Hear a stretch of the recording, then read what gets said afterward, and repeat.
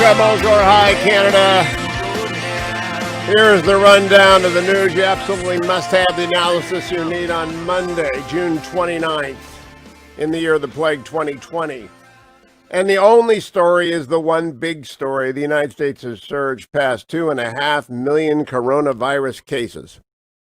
I was on Meet the Press yesterday discussing this. We had 509 deaths on Saturday. Just for comparison purposes, 509 deaths on Saturday.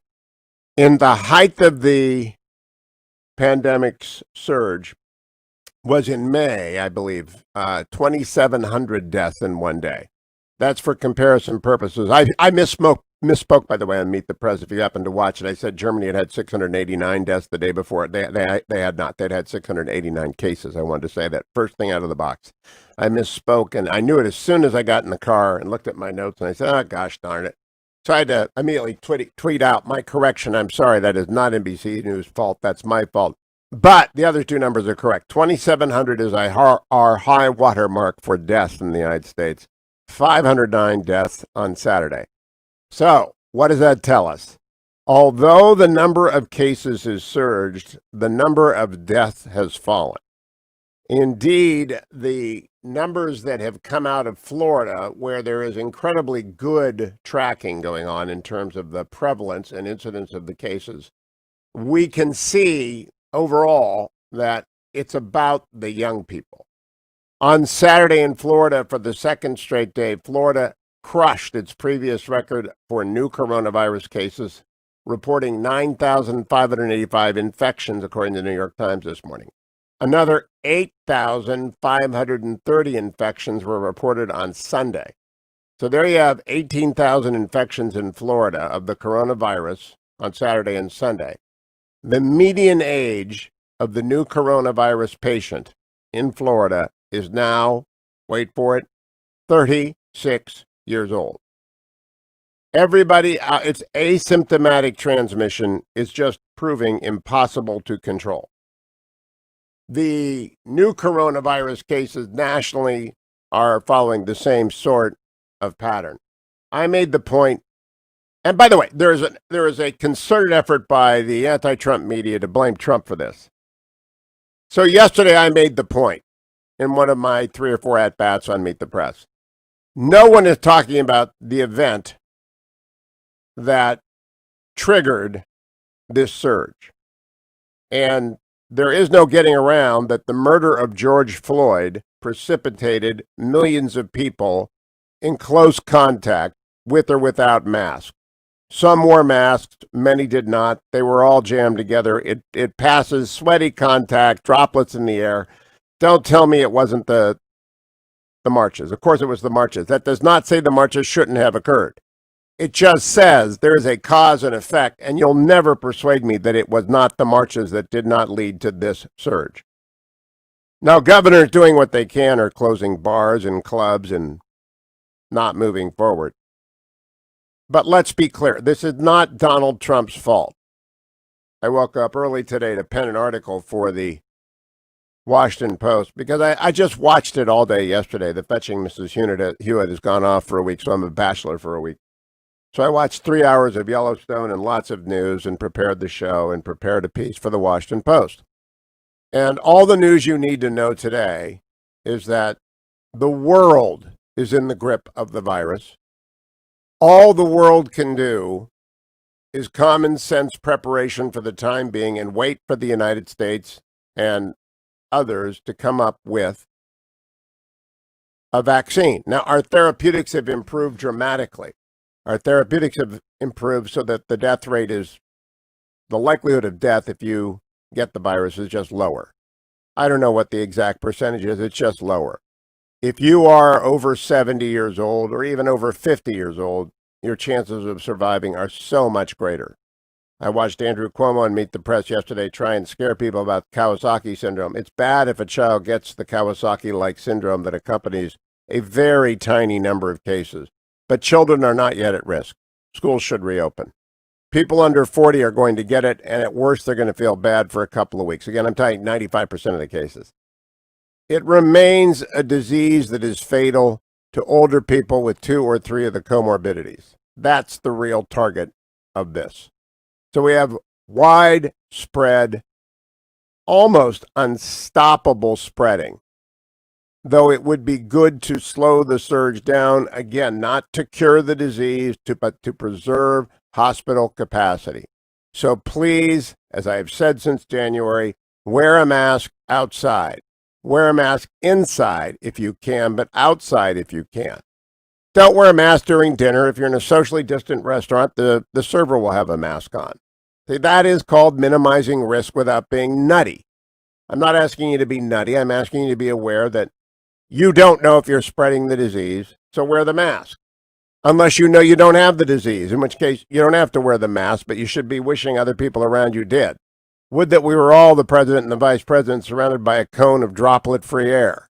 The droplets don't stay in the air the whole time. They fall to the ground eventually. You don't get them from your shoes. So the common sense approach here is just put on your mask and be prepared for someone in your family to be ill. Yesterday, the director said in my ear his son had it. I know the director well. He's just a wonderful guy. Meet the press director yesterday. His son had it, but his young son's a collegiate athlete, and he'd gotten over it. I'm sure there are tens of millions of people around the world who have had coronavirus and felt terrible for a couple of weeks. Not as bad as some people have felt, not intubator bad, not hospitalization bad, not I cannot inhale, exhale the right way bad, not the fevers and the aches, but just sort of tired, achy. It is flu-like in that regard. But the major story is, and this is what I want you to underscore, this has nothing to do with Donald Trump. This has everything to do with the marches that followed George Floyd's murder. And the transparent, indeed translucent attempt of the media to blame Donald Trump for this is simply part of the Elect Joe Biden campaign going on in the infotainment news network complex that is New York, D.C., and L.A. based. That's my takeaway. And you are free to disagree with me. 1-800-520-1234. Trump has not botched the pandemic. He's done very well. People forget. He closed the border with China on January 28th. People forget. He sent Secretary of State Mike Pompeo to argue to his counterparts and National Security Advisor Robert O'Brien to argue with his counterparts. Close the borders. They were ignored, and the world has suffered. This is China's virus, more specifically the Communist Chinese Party that did this to the world. Not Donald Trump, not Vice President Pence, not Tony Fauci. China, the communists in China did this. And his response, Donald Trump's response, has been as good as anyone.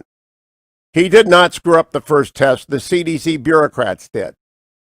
So the time he bought us was in large part wasted. And now we wasted the suppression we did via the social distancing for 45 days. So we start over without the massive demonstrations. But I just wanted to say that. Mike in Fairfax County. Good morning, Mike. Hello, Mike. Oh, Mike. Yeah, go ahead. Yes, I just wanted to say you're confirming my what my retired radiologist father told me was going to happen. This virus, obviously the protests and everything accelerated this. He says, but unless they find a cure right away, you're going to have a form of you're going to have the viral spread. Younger people are going to become immune to it, and you got to protect older people, and that isn't going to change. And you're going to see other countries, little flare-ups starting to occur, because if you suppress the curve too much, what's going to happen is you're just delaying when most people are going to eventually have the virus and then become immune to it. And he said that didn't change. This just accelerated it. And the big lie is they're not telling you the number of deaths is continuing to go down. I totally expected a spike, even if we didn't have the riots and the protests. The thing that I find amazing is, did you ask Chuck Todd, why are they suddenly quiet during the week or 3 weeks or 4 weeks of these protests without warning? In my 3 minutes, I made the case for the president. I made the case for no one talks about ventilators anymore. I'm not out to get anyone. Chuck runs his own show. He runs it very fairly, gives me my at-bats. All I want people to understand is the whole story are those demonstrations. That's why we have the spike. And the spike is going to be with us for as long as those people continue to circulate. Stay tuned.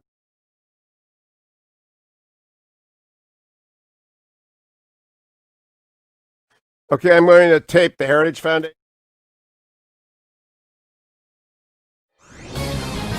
This is Lanhee Chen of the Hoover Institution for Townhall.com. Public health officials across America have spent the last several months warning about the dangers of the coronavirus and the need for us to stay at home, halt economic activity, and avoid social interactions with our friends and neighbors. All right, 3, 2, 1. We are now reopening our economy in many parts of the country. All right, Hugh Hewitt for the Heritage Foundation. Their own credibility as we do so. On the one hand, they've urged caution and a slow return to work, school, and faith gatherings. They've criticized those who oppose the stay-at-home orders. But at the same time, these officials have been broadly supportive of the large protests on America's streets in the last few weeks.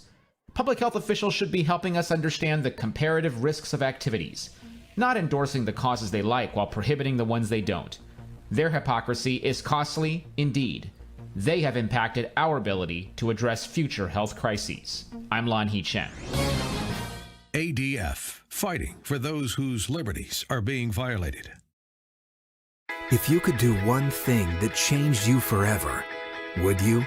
How about something extraordinary? A bucket list item packing years of memories into 10 exciting days. Chart a new path by joining Dr. Sebastian Gorka. Set a clear new vision for yourself this year and join me on the Stand with Israel tour this December 2nd to 11th. Along with special guest Mike Lindau. God freed me from these and other addictions and started me on a path to a restored heart. Praise Jesus. Discover over 40 iconic sites as you encounter the life-changing impact of a journey to the Holy Land. Surrounded by like-minded travelers, picture yourself stepping foot in key locations right out of history. Much more than a vacation, this journey guides you through one of the most politically and spiritually significant places in the world. Explore Jerusalem, Galilee, the Dead Sea region, and so much more. Along the way, Dr. Sebastian Gorka will broadcast live and on-site as you watch and participate. Reserve your spot today for this incredible journey. Call today to join Dr. Sebastian Gorka on this life-enriching Israel tour, December 2nd to 11th, 2020. Call 855-565-5519 or book online at standwithisraeltour.com. Obama tore this country down. No one stood up to him. Nobody. Because he was black. You need to wake up. My parents didn't teach me that I was a victim. They can turn back voting rights. Didn't nobody donate to us the right to vote? You was your house nigga. I didn't call you a nigga. Oh, okay. That's a big difference. You're Uncle Tom. And Uncle Tom is somebody who has sold out by embracing the white man. Uncle Tom, Bedouin, bootlicker, black white supremacist, chucking and jiving, house Negro, coon, Uncle Tom, coon. I have a coon award over there. Coon of the Year award. Most black people don't believe that other blacks can be independent, free thinkers. I believe the legacy and the ancestry of black Americans is being insulted every single day. I will not pretend to be a victim in this country. I know that makes many people on the left uncomfortable. Racist, Racial, racist, racism. 1,000 cuts of racism. The liberal will try to control a black person through the concept of racism because they know that we are very proud, emotional people. I never felt that because I was black or I was poor or a woman that I couldn't do something. I grew up being told of my disadvantages, that this country is unfair to black people. The ideology is implanted into you subconsciously to believe these things. It's like a cancerous plague in the mind of black Americans. We're brainwashed to think, well, is it because I'm black? America's not ours, or we got shipped here. No. Our blood is on this soil. We own this too. There should be a pride that we have in the fact that this country was built by many great black men and women. Are you trying to say that this country does not specialize in racism and bigotry? So long as black people continue to have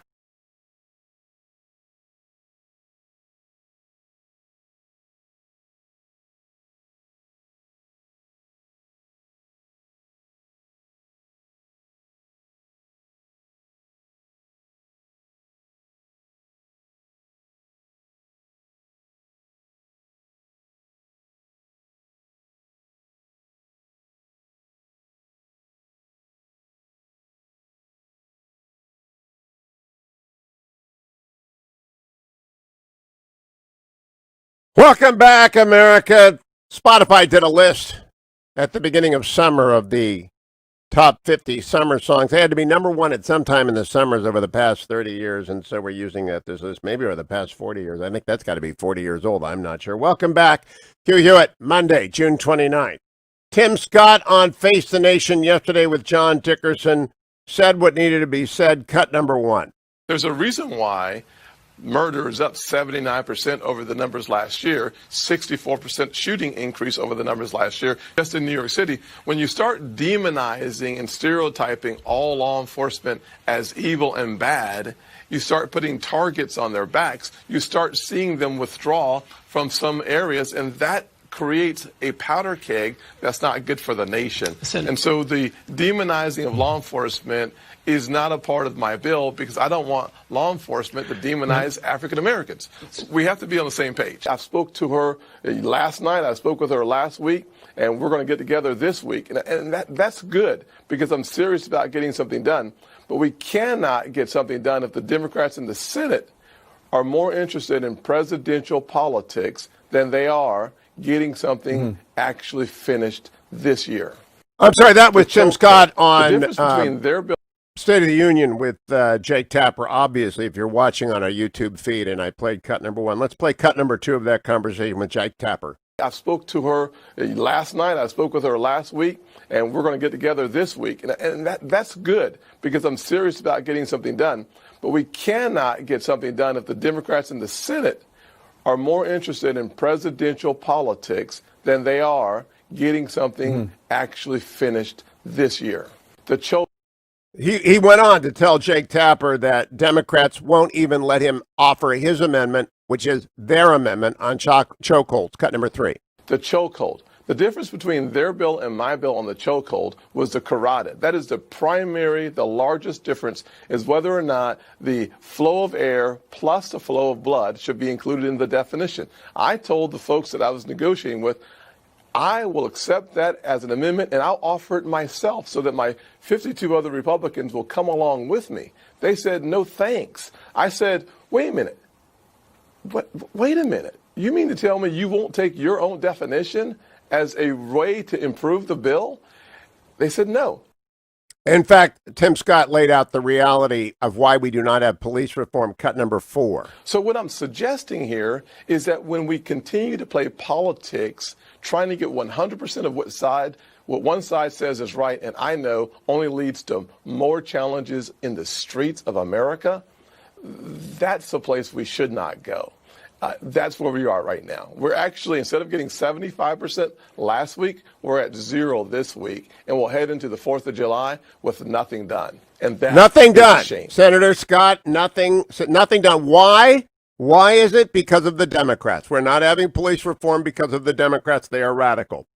He also wanted to stand by the police. I want you to hear that. Cut number five. I'm not going after character-driven law enforcement officers. I refuse to stereotype officers, especially as an African American who's been stereotyped. But the bad officers, let's go full bore after those folks. And we could have found the middle ground on that. You know, it is very, very clear to me. Tim Scott owns this issue, and Democrats are afraid of the issue because of Tim Scott, so they're going to bury the issue. Let's check and see what markets did overnight, brought to you by Birch Gold. Go to hughgold.com in order to diversify your portfolio, or if you want to buy gold, or you can text my name, Hugh, to 474747. Everyone should have gold in their portfolio, whether they own it themselves in a safety deposit box or a portion of their IRA or 401k is diversified into it. Birch Gold will teach you how to do it. They're very, very trustworthy. Gold is up to $17.85 this morning, another 0.25% hike. I told you in January to go to gold. I wish you had. On Friday, the Dow was down 730, the NASDAQ down 259, and the S&P down 74. Overnight, Japan dropped 2.5 points, but Germany and England are open, and they are rising. Maybe a good day ahead. I never predict in the morning what the afternoon will bring, but I tell you, you do need gold in your portfolio. Go to hughgold.com or text my name, Hugh, to 474747. Come right back here to the Hugh Hewitt Show.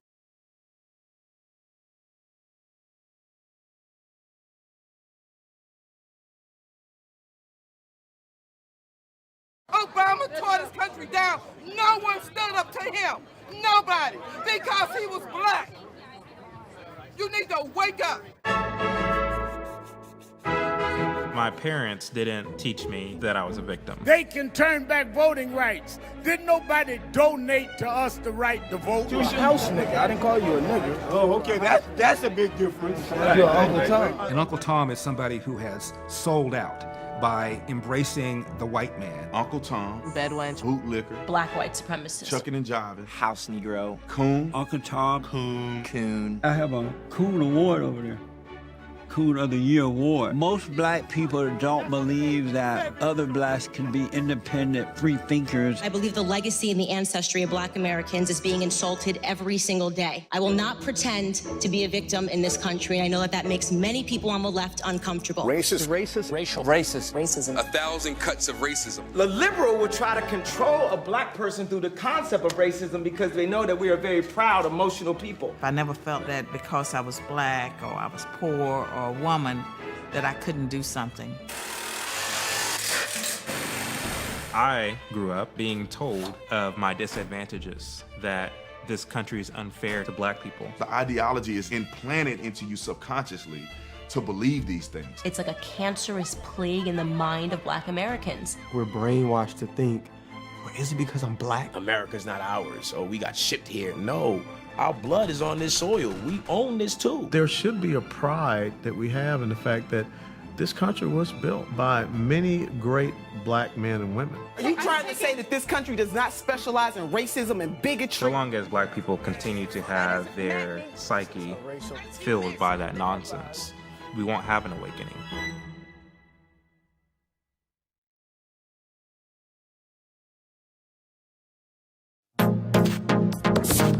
Trending now on the Dennis Prager Show. A dominant theme of everything that I write and broadcast is behavior matters, not thoughts. You judge people by their thoughts? That's what the left does, by the way. That is what the left does. This is all a product of the denial of reality. Oh my God, what Jimmy Kimmel said, that is so disgusting. Why? Because the question is not, was it disgusting? The question is, was it true? What is a normal heterosexual male supposed to think about a girl in a bikini and high-heeled shoes under a waterfall? What a lovely bikini. Wonder where she got those high heels? Where'd you get your PhD that you find it so disgusting? What women's studies program taught you that this is disgusting? Now, is it a problem? It sure is. Male sexuality is a problem. That is entirely correct. By the way, female emotions are a problem too. Both sexes have big battles with their natures. If you know one college that has taught that to its students, or high school, the odds are, if it exists, it is a profoundly religious school. Most religious schools are worthless, unfortunately. Keep up with what's trending. Subscribe on YouTube today.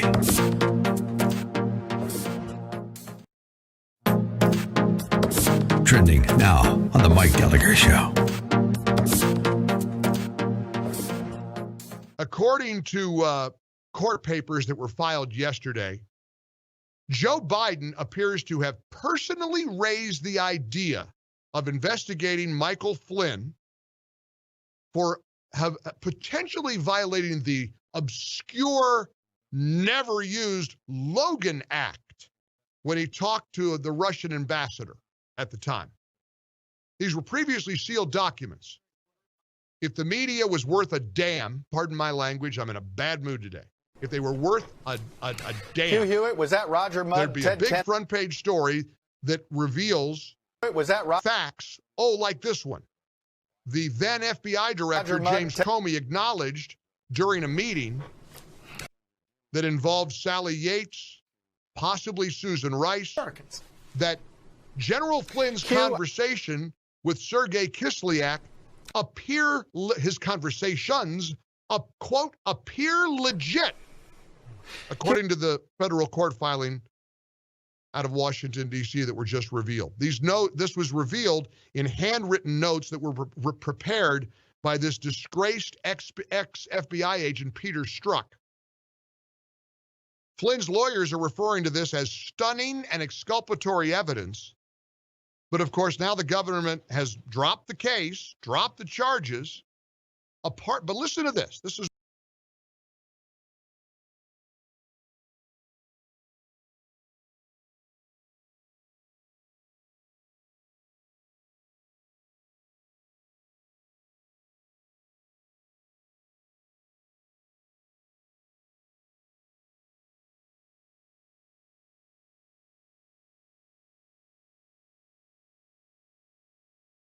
make number one in the summer, but they tend to last longer in people's imagination if they were in that target area. You know, most oldie stations are targeted for people 30 years to 40 years after they hit 14.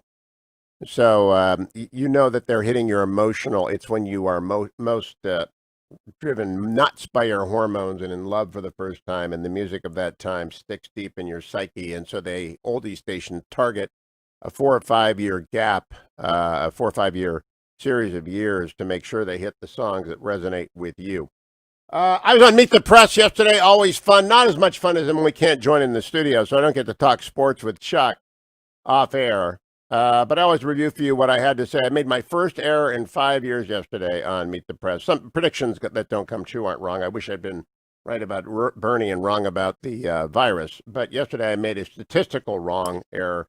I confused the number of new cases in Germany with the number of deaths, and I can't correct that enough. I did it yesterday 5 or 6 times. I'll do it 5 or 6 times today. But in any event, here's what I had to say on Meet the Press yesterday. If you missed it, cut number 13. Hugh Hewitt, was that Roger Mudd, Ted Kennedy redux? No, that was a Clayton Kershaw windup, and I think the president did not throw the pitch, which is we're going to get back to 3.5% unemployment in January. We're going to get to a 355-ship Navy. I've got 2 Supreme Court justices, 53 appeals court judges, 143 district court judges. We're going to have the economic blue-collar boom back. I mean, you've got to deliver on the pitch, but no, I didn't think it was a Roger Mudd moment at all. So what Chuck was, this was in response to the president was asked by Sean Hannity, what was your second term agenda? And you know how Clayton Kershaw does that. I don't know where Dwayne is today. He's kind of slouching around the office, and yeah, he's there. So I'm curious, how would you describe Clayton Kershaw's delivery? Lanky and clunky. Yeah, and so the president, and he has a hitch in it, doesn't he? Oh, he has a hitch in it, yes. Yeah, so when they asked me, what'd you think of the president's answer to Sean Hannity, I said it was Clayton Kershaw's delivery. Chuck got it, but then it occurred to me that most Americans don't like the Dodgers. So they may not have known it. So when you throw the pitch, when you do a delivery, what do you teach your kids? They don't let you teach kids. They just let you umpire kids, right? I have coached for decades, yes. So what do you teach them about a windup? Don't do it like Clayton Kershaw. And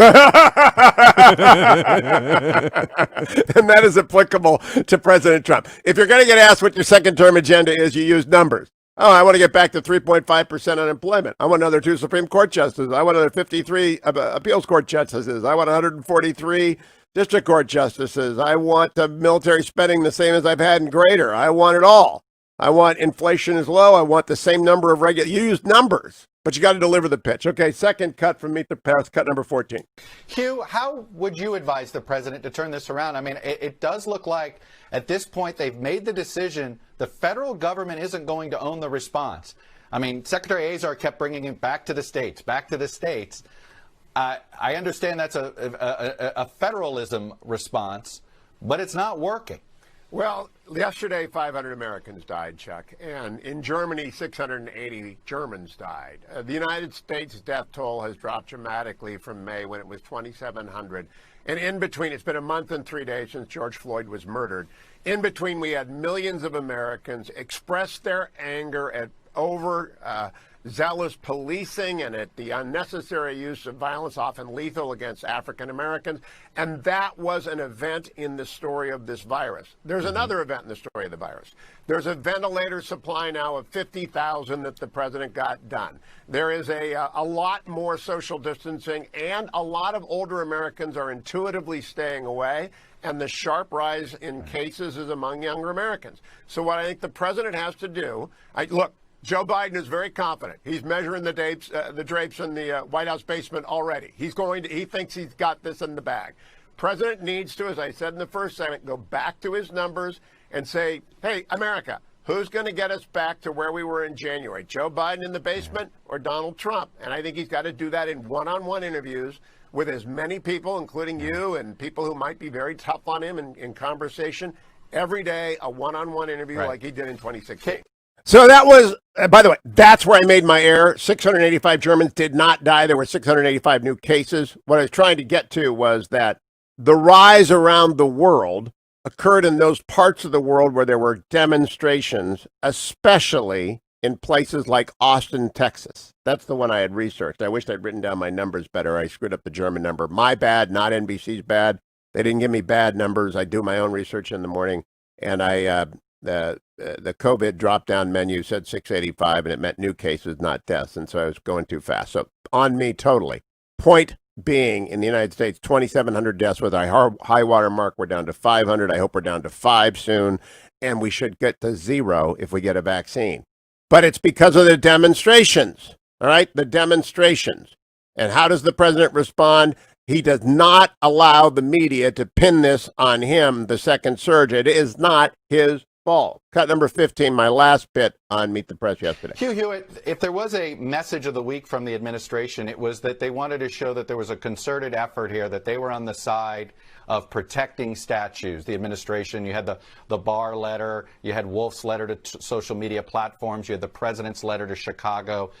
Do you think an old-style law and order type of messaging really is the right messaging right now? Well, I heard a different message, Chuck. I think there's a consensus that the statues of the Confederacy have got to come down. The bases that are named for treasonous people have to be renamed. I think the John Stennis carrier has to be renamed. He was a stone-cold racist like Woodrow Wilson. I think there's a consensus on that. There's also a consensus that they have to be changed by lawful methods, not by mob violence. I thought Tom Cotton's speech on the floor of the Senate talking about mob violence and Lincoln's speech at the Lyceum was very well received. I do believe what Casey just said. Complacency on the Democratic side is their biggest danger. The Democrats have gone hard left. And the phantom of Joe Biden on the top of that is not going to cover over the AOC and the squad's effect on the. So that was my, 3 minutes is all I want. That's all Chuck needs to give me. All I want is my 3 minutes because he usually gives me a fair question like that. I do not believe the Republicans are against changing the basis of the name. I don't believe they should stand by the Stennis. He was a stone cold racist. In the end, he campaigned for Mike Espy. So there are a couple of people out there who said, oh, he's a good guy, and he campaigned for Mike Espy. He was the first African-American elected from the South since Reconstruction. Spare me. He was, along with Robert Byrd and along with Sam Ervin, one of the stone-cold racists who opposed the Civil Rights Act of 1964, which was passed with Republican votes. I don't give anyone any ground on civil rights. It's a Republican issue. It always has been. From the 19th century forward, we've always been right. We've always been the colorblind society. And we will not change from that. And the statues to Confederate general, I don't get it. I always carved out an exception in my mind. There was in Old Town Alexandria, the statue of just a Confederate soldier, not a general, looking down. It was erected by his comrades at the time that the war was over and the North rightly won. And he was mourning the loss of his comrades. And I sort of understood that one, but it's gone now, too, and I'm glad. The Confederacy was a treasonous act to defend an obviously flawed institution. By the way, it doesn't mean you have to take down the Jefferson Memorial or the Washington Monument. There's a rule of reason here, which is how much could you do at a given time? Jefferson and Washington had flawed individual lives, but they prepared the way for liberty. And I'm a freedom and federalism guy, and I am not afraid to say it over and over again. Tom Cotton, by the way, who I mentioned on Meet the Press, was on Fox News with Maria Bartiromo yesterday talking about Joe Biden. I want to play that. Cut number 7, Tom Cotton. Well, Joe Biden doesn't really have much of an agenda. Joe Biden is hiding out in his basement. He has been a weather vane for the Democratic Party fads and fashions for the last 50 years. That's why he was always soft on communism in the Soviet Union. That's why he always voted to outsource our jobs to China, why he still, to this day, says that China is not one of our competitors. But that means when he gets in office, he is simply going to be a vessel for the radical left of the Democratic Party, whether it's Elizabeth Warren's economic policies or the mobs that we see in the streets tearing down statues in an instance of mob violence, or passing a D.C. statehood bill. It is true. The Democrats have gone off the left edge cliff, and Joe Biden will not be able to restrain them. I don't know if he's going to be able to go to work. Cut number 6, Tom Cotton talks about China.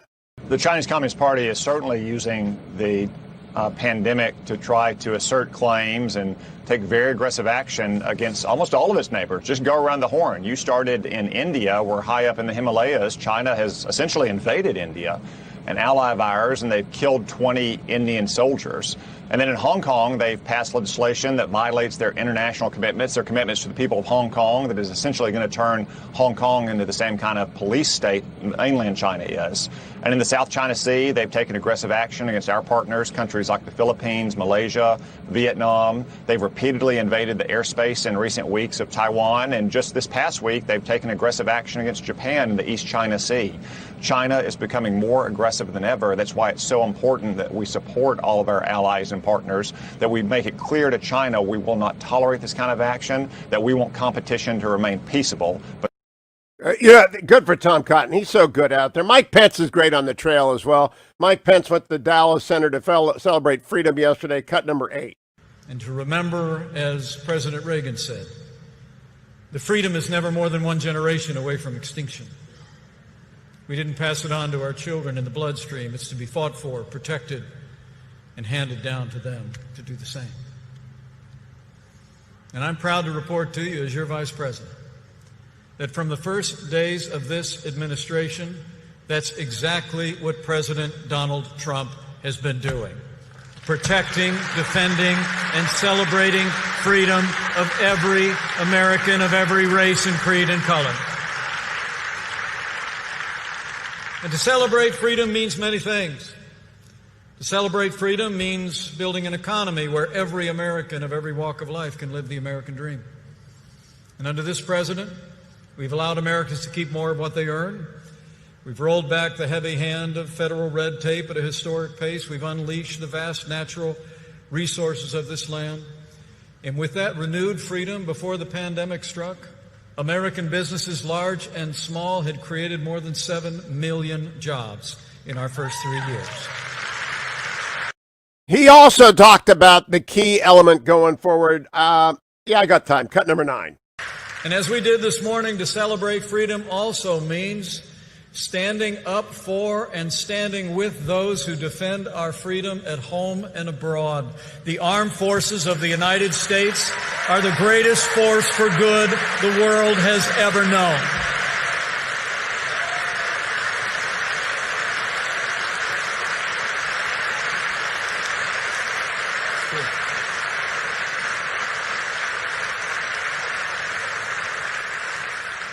And under President Trump's leadership, I'm proud to report to you, after years of budget cutbacks that literally saw us a significant portion of our Air Force aircraft on the ground being used as spare parts to keep other aircraft in the air, we've rebuilt our military. We've restored the arsenal of democracy.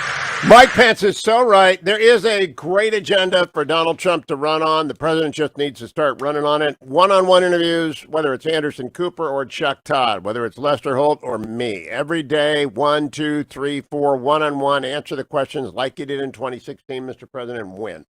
Hey, question I get is, how far do you go on Saturday? 12 miles. That's right. So I can barely breathe. The asthma kicked in. I know I don't have COVID, but man, oh man, yesterday was tough. I'm wearing my circular ring right now because I want to make sure my oxygen level is up and my pulse is great. But ReliefFactor.com, $19.95 gets you started. I carry Kirkman, resveratrol, and Omega.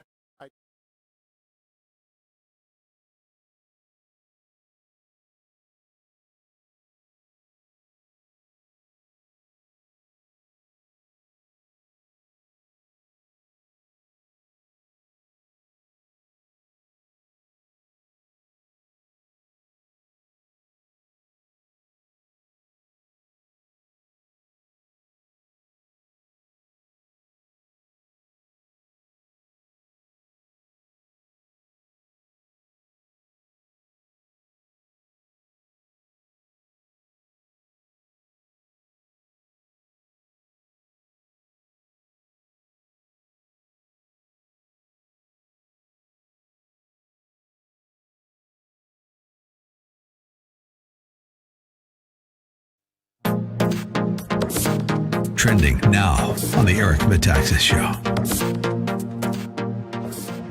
Folks, I'm talking to my friend Larry Elder, who has produced a glorious film called Uncle Tom, UncleTom.com.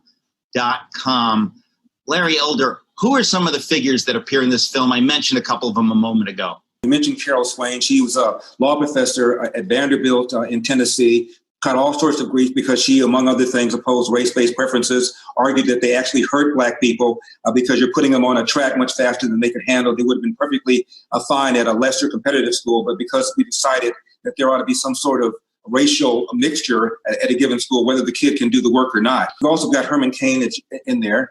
Herman Cain was, of course, maligned as an Uncle Tom and a sellout when he ran, because by definition, any black person who's a Republican is an Uncle Tom and a sellout. Never mind the skanky history of the Democratic Party, which, by the way, we go over in the film, I think, pretty thoroughly. The Democratic Party, of course, is the party of slavery.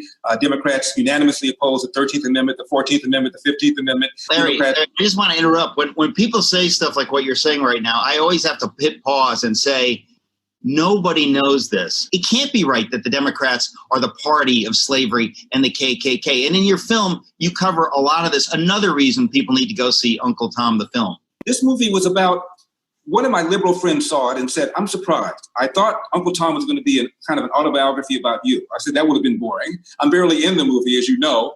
And he said, you're not telling people what to think. You're saying in America, you are free to think for yourself, without being maligned as somebody who's a self-loather. That's all the movie asks. Keep up with what's trending. Subscribe on YouTube today.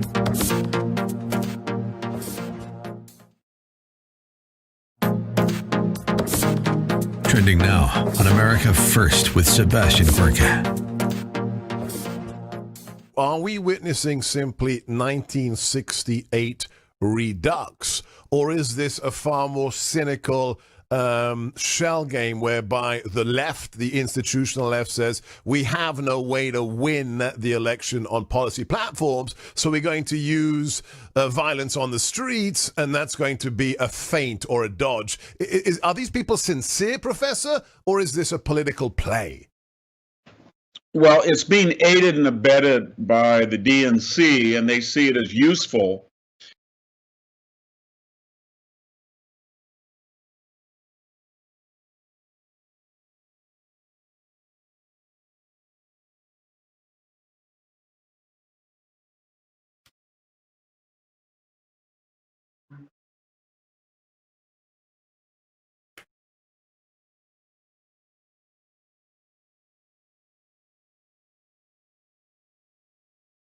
Welcome back, America. Salena Zito is America's sweetheart. That's why I play the Carpenters, bringing her on. Everybody loves Salena Zito. You can subscribe and get every Salena Zito column, whether in the Washington Examiner, in the New York Post, or the Wall Street Journal, by going to her website, Salena Zito, and giving her your email, which she will guard jealously.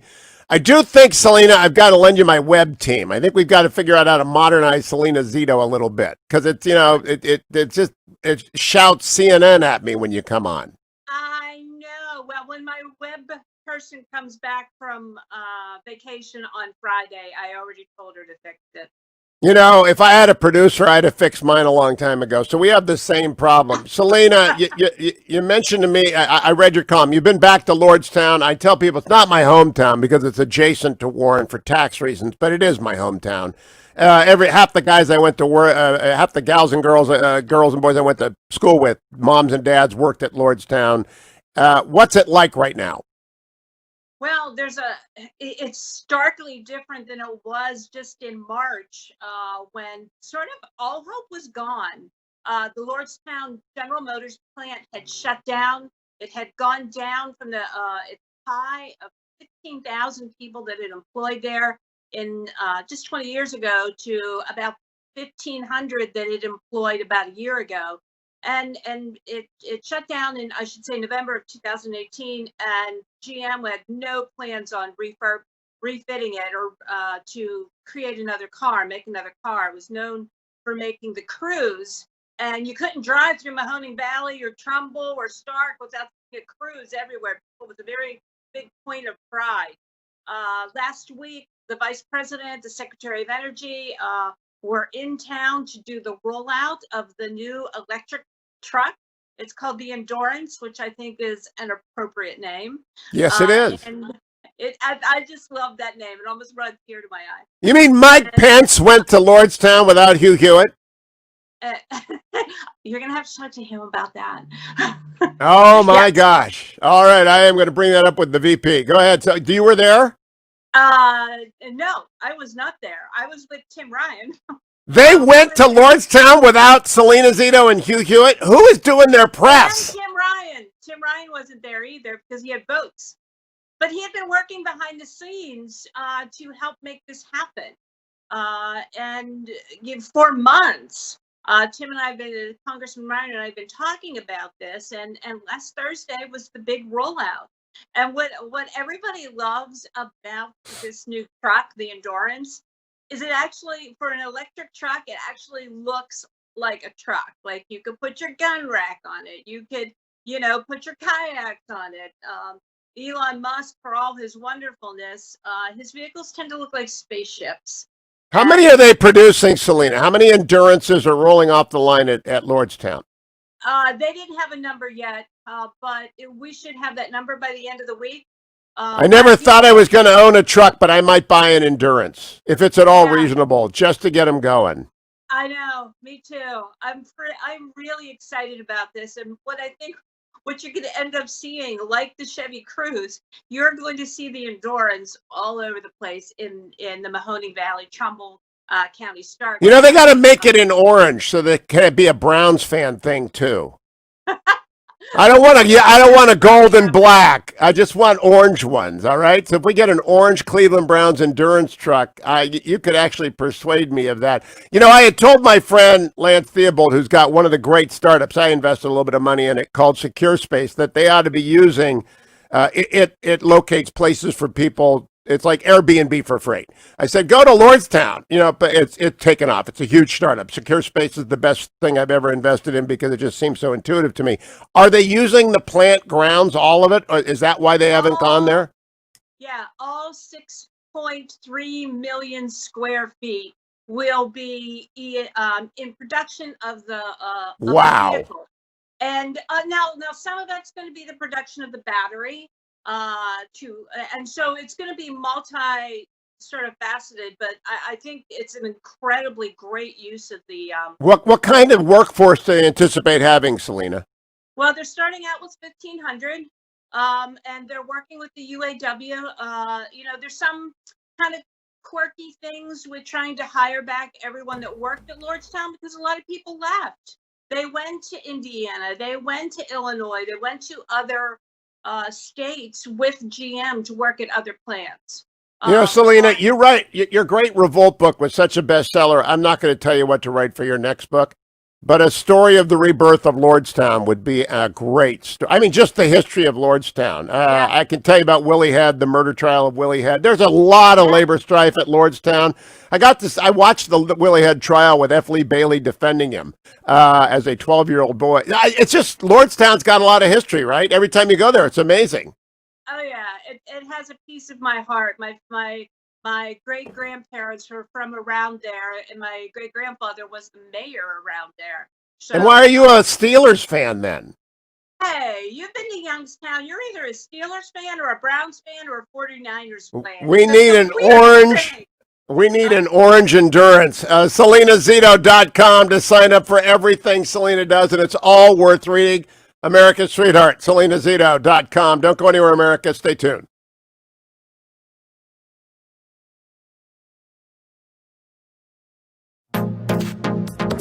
Trending now on the Mike Gallagher Show.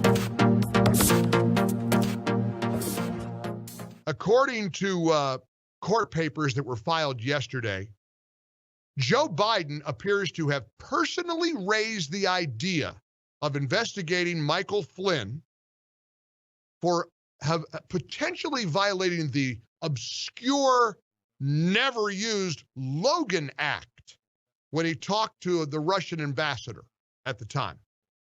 These were previously sealed documents. If the media was worth a damn, pardon my language, I'm in a bad mood today.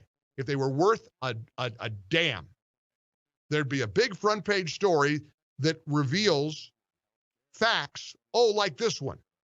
The then FBI director, James Comey, acknowledged during a meeting that involved Sally Yates, possibly Susan Rice, that General Flynn's conversation with Sergei Kislyak his conversations, quote, appear legit, according to the federal court filing out of Washington, D.C. that were just revealed. This was revealed in handwritten notes that were prepared by this disgraced ex-FBI agent, Peter Strzok. Flynn's lawyers are referring to this as stunning and exculpatory evidence. But of course, now the government has dropped the case, dropped the charges. But listen to this. This is where it matters. A partially blacked out copy of Peter Strzok's notes is attached to the filing and includes a mention that appears to say, this is scrawled, this is like chicken scratch, but it appears to say VP : Logan Act. Keep up with what's trending. Subscribe on YouTube today.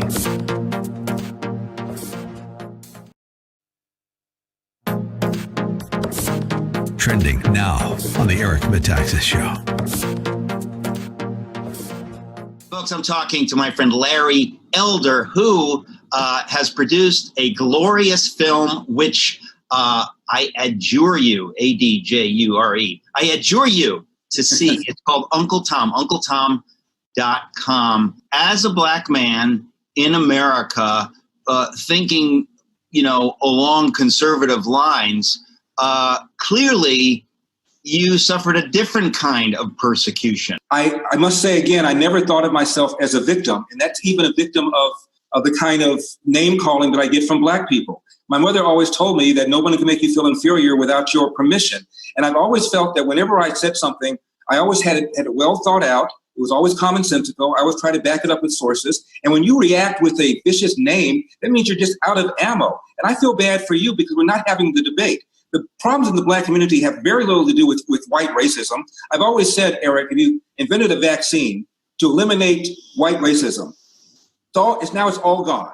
Are the major problems in the black community still present? Do we still have 70% of black kids raised without fathers? Yes. Do we still have 25% of young black boys having criminal records living in the inner city that's either having been arrested in jail on parole or on probation? Do we still have in many of our urban high schools a 50% urban dropout rate, and many of the kids, when they do graduate, can't read, write, and compute at grade level? I mean, we're talking about Baltimore, 13 high schools where 0% of kids, 0%, Eric, can do math at grade level. When I raise these issues and you scream at me and call me an Uncle Tom, you're not having a debate that might very well improve the educational prospects of your own child. Keep up with what's trending.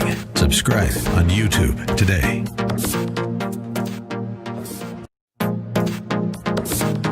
Trending now on America First with Sebastian Gorka. I saw the first video that went viral, but I didn't know until I watched Garantham's video that wasn't the only thing you did that day, and that was the second weapon that you retrieved from rioters who had broken into a patrol car. So tell us everything that happened prior to that, and then the second incident. All right, so we're on the corner of the street watching, and I'm holding security for my team, and I see these police vehicles that are being destroyed, and the first thing I thought when I saw them was, hey, there's probably AR-15 patrol rifles in there, which there honestly should be. The police do need them. They have more than enough cause to have them. So I told myself I need to keep an eye on this situation because this could turn bad very fast. So it did, gun comes out of the front passenger side, and I yelled gun, put my team immediately in a safe position and told them not to move. That guy fired several rounds into those vehicles and then went into a doorway and took cover. At that time, when he was firing, I was already moving on him with my drawing my weapon and coming up at him. But you had a handgun. All you had was a handgun, and in the first incident that most people haven't seen, the rider who took the weapon was actually firing rounds off from that rifle, from that carbine, correct? Yep, absolutely. And who were they firing at? Was anybody hurt? No, the second that rifle came out, someone was yelling, "Clear the block," and everyone kind of saw that this guy had a rifle, and he fired into the vehicle. But he fired in the vehicle, everyone had split and went different ways down the street, so there's no one there. Keep up with what's trending. Subscribe on YouTube today.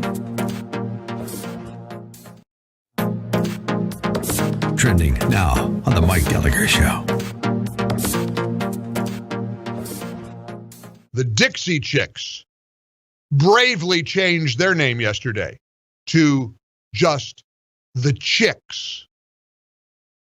They're so brave. Boy, they're standing tall, aren't they?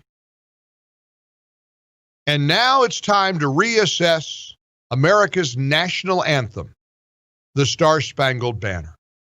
Last week, Lindsay Parker, editor-in-chief, writes, protesters in San Francisco toppled a statue of the song's composer, Francis Scott Key, a known slaveholder, who once said that African Americans were a distinct and inferior race of people.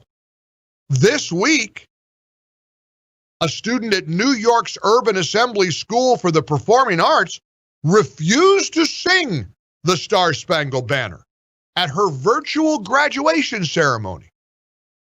She told the Wall Street Journal, who evidently was interested in why she would do such a thing, with everything that's happening, she said, if I stand there and sing it, I'm being complicit to a system that has oppressed people of color.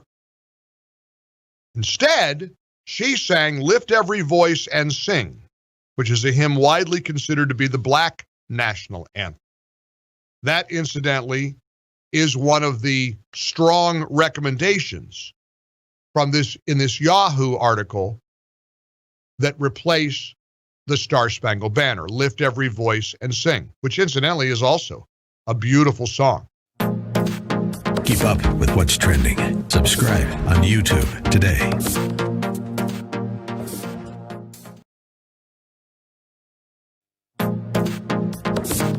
Trending now on The Larry Elder Show.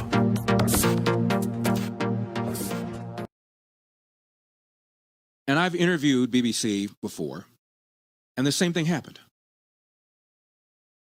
After a few things about the movie, I was then asked what I think about race and racism in America. And I said that it is no longer a major factor. Would there be a decline in the percentage of people that feel that race and racism is a major problem in America? Really? Keep up with what's trending. Subscribe on YouTube today.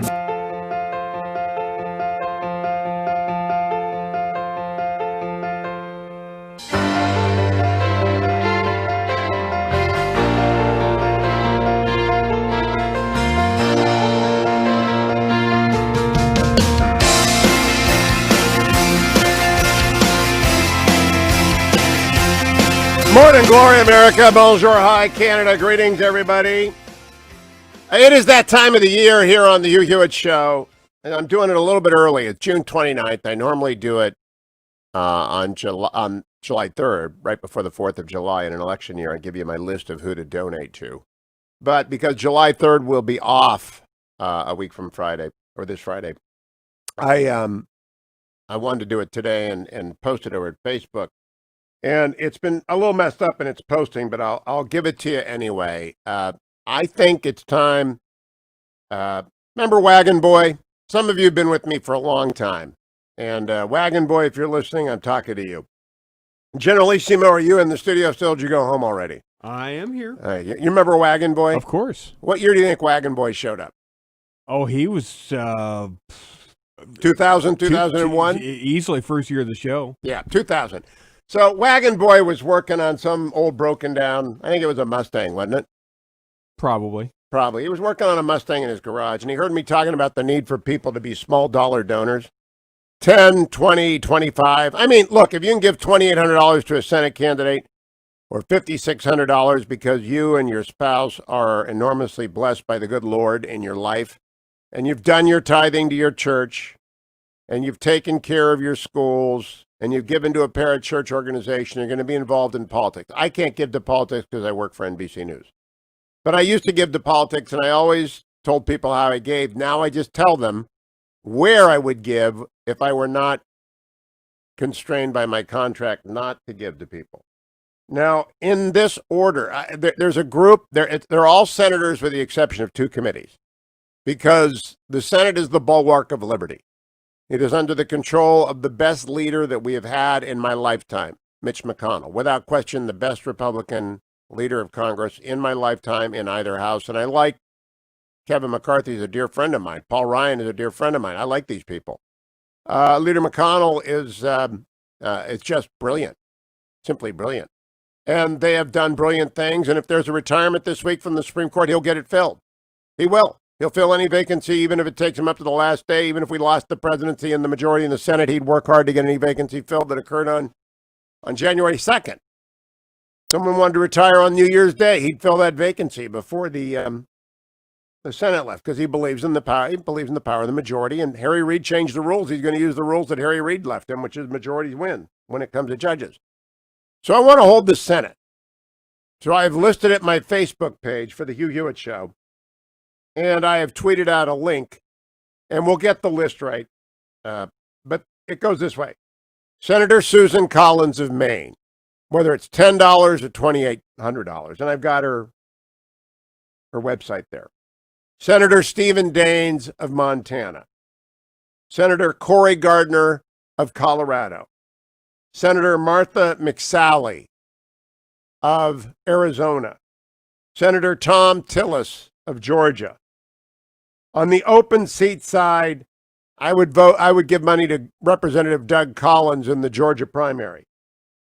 I would give money to John James, who is our best challenger for a seat anywhere in the United States. He's in Michigan. Then I would give to the leader himself, Mitch McConnell. He doesn't need the money. He's going to win walking away in Kentucky. But what he does is he keeps a little pile of chips, and in the last 2 weeks, he allocates them, or the last 4 weeks, he allocates them where they are most needed. So does Tom Cotton. So does the National Republican Senatorial Committee. And the only way to give strategically to members of the House, if you are, in fact, not related to or a good friend of a member of the House, that will excuse a donation to a member of the House. Never give directly to a House member. Give to the National Republican Congressional Committee. They are supposed to be strategically and tactically effective at the dissemination of contribution. So you'll notice I don't have any governors on here. I don't have any congressmen by name. I don't recommend President Trump. He's rolling in dough and people are sending him money anyway. They love to be part of his team and people will get asked from Donald Trump. These are the senators that need your $10, your $25, your $50. Wagon boy, I'm talking to you. Put down the wrench. Go online and send Susan Collins $25. That's my very first. She did the bravest thing of any senator I've seen since I've been doing this show when she voted for Brett Kavanaugh. So your first dollar ought to go to Susan Collins. Your second dollar probably should go to Cory Gardner and Martha McSally in equal amounts because they're taking the brunt of it.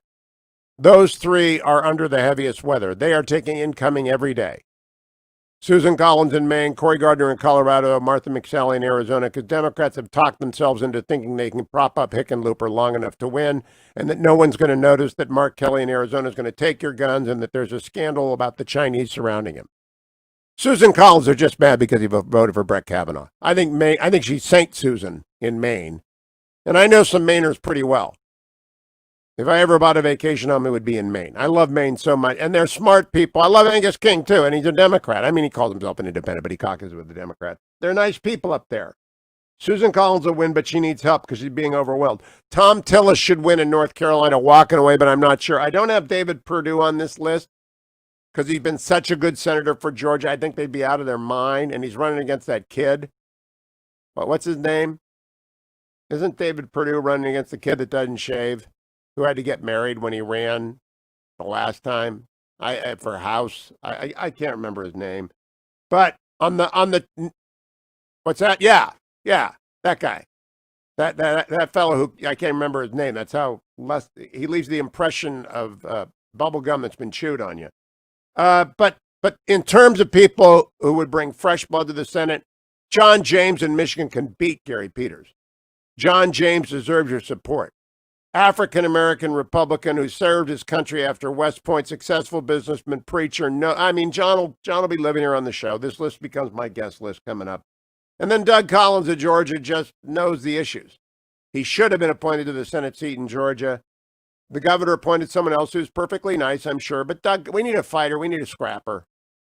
Next 4 years are not going to be easy, even if Donald Trump wins re-election, as I expect he will. So I'll run down this again, but you can go to my Facebook page. And Ben Brigman, come to the microphone, would you? I want to go over all the different ways people can connect to the show via virtual. They can go to my Facebook page. They can sign up for my YouTube videos. Right now, this is the rundown. Everything you need to know. The news you must have, the analysis you want. Ben, how do people sign up for the YouTube channel? Just go to YouTube, and then you'll type in Hugh Hewitt Show, and Hugh's show will pop up. You can find all of his big interviews on there, and all of his rundowns that he does every single show, every morning. I think I'm going to change the name of the rundown to the way it is. Is that going to cause you great heartburn? Not at all. You're the boss. So you put in YouTube, and then just type in my name, Hugh Hewitt. Correct. How do they find me on Instagram? Pretty much the exact same way, except it's Hugh Hewitt Show. Hugh Hewitt Show. Oh, on Twitter, it's Hugh Hewitt. I signed up for Parler, but I'm not using it yet. So I don't want to send people there. Now, in terms of Facebook, is it Hugh Hewitt Show, or is it just Hugh Hewitt? Hugh Hewitt on Facebook. Hugh Hewitt on Facebook? Correct. So Hugh Hewitt on Facebook, Twitter, Hugh Hewitt Show on YouTube and Instagram. And where do we stream live? YouTube every morning. Also townhall.com. What about Instagram? Not yet. That's a technical thing we can work on. All right, Ben, thank you. Just running that down. Mostly I want that list up everywhere. I already got it listed over. I have it screwed up in the order. Susan Collins to start, all right? 10, 25, 50. Your number one donation, make it now, make it today.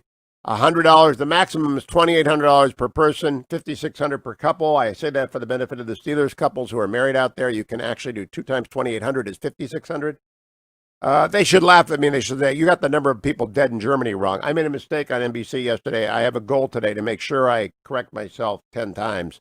I made a mistake. I said 500 people died in America the day before, and 680 people died in Germany the day before. It was 680 new cases in Germany. I'm sorry. That was on me. It was NBC's, not NBC's fault. It was Hugh Hewitt's fault. That's, by the way, when you make a mistake in media, that's what you do. You don't bury it the next day at the bottom. You talk about it endlessly. I made a bad mistake. Shouldn't have said 680 deaths in Germany. Should have said 680 new cases in Germany. Wasn't relevant to my main point. Doesn't matter. My bad. Get your facts straight. I do it on the radio. I overkill whenever I make a mistake, but I was wrong. I got it wrong. Sorry, people. I hope nobody repeats my mistake. I'm doing my best to make sure nobody does. But over at Facebook, you will find this list. Susan Collins first. Number 2, Steve Daines in Montana. Now, those of you watching Yellowstone, Montana's not really like that. They don't go around shooting everybody. But they do play pretty tough in politics. So please go and be generous to Steve Daines. Followed by Cory Gardner and Martha McSally. Go see the whole list. Hugh Hewitt at Facebook.com. I'll be right back, America. Stay tuned.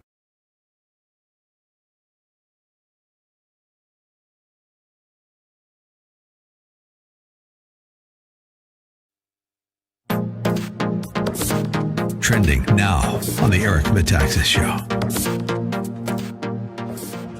Hey there, folks. It's the Eric Metaxas Show, and I am talking to my friend Larry Elder, who has made a film called Uncle Tom, UncleTom.com. In these crazy times, boy, folks, you need to see this film. Larry, let's talk about what's happening in the country right now. Speaking as a black man, what do you say to people in my audience who, some of whom are tremendously confused by this, and I think it's because of white guilt? It's a combination of white guilt, a combination of Trump derangement syndrome, and a combination of, I think, coronavirus cabin fever because people have been locked up for a couple of months. So it's sort of a perfect storm.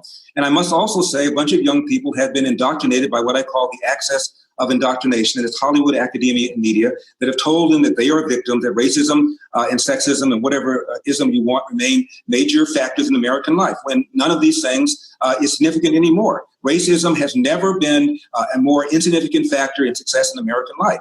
I thought when Obama got elected in 2008, we put a fork in the idea that there was institutional racism.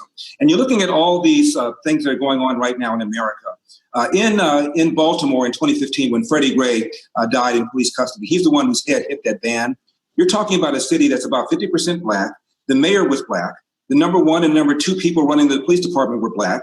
The state attorney that brought the charges against the 6 officers was black. 3 of the 6 officers were black. The judge before whom 2 of the officers tried their cases, by the way, and found them not guilty, was black. All of city council was Democrat, majority black. The U.S. attorney at the time, Loretta Lynch, was black.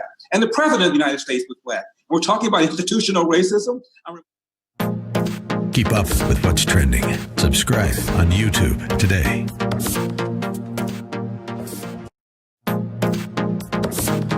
Trending now on America First with Sebastian Gorka. What is your response to the so-called national anthem issue, Trish? You know what? It's so wrong. It's misplaced, and it's very hypocritical. That's what I would say, Seb. Look, it's not an easy song to sing.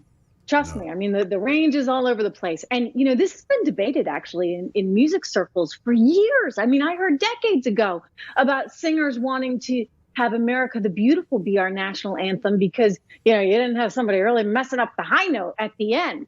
But when that high note is sung well, it can be pretty darn glorious, right? Because it's a pretty spectacular song and it conjures up such, I think, a feeling of strength. It turns out now that the composer had slaves. So that's what everybody's upset about. So many of our founding fathers, of course, had slaves. And I think it's hard for people to kind of interpret with today's, reality, right? What happened historically. Should we change our national anthem because Francis Scott Key was a slaveholder? That's what they're saying we should do. But here's where it gets really nutty, Seb.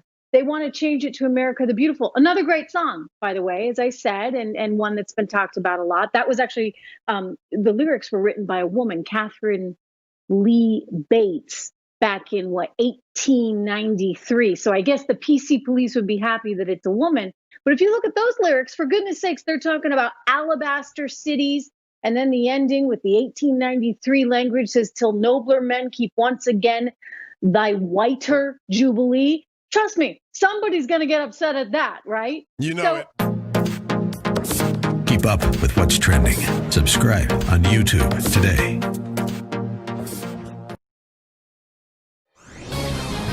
This is Lanhee Chen of the Hoover Institution for Townhall.com. Public health officials across America have spent the last several months warning about the dangers of the coronavirus and the need for us to stay at home, halt economic activity, and avoid social interactions with our friends and neighbors. We are now reopening our economy in many parts of the country, but these same public health officials have compromised their own credibility as we do so. On the one hand, they've urged caution and a slow return to work, school, and faith gatherings. They've criticized those who oppose the stay-at-home orders. But at the same time, these officials have been broadly supported.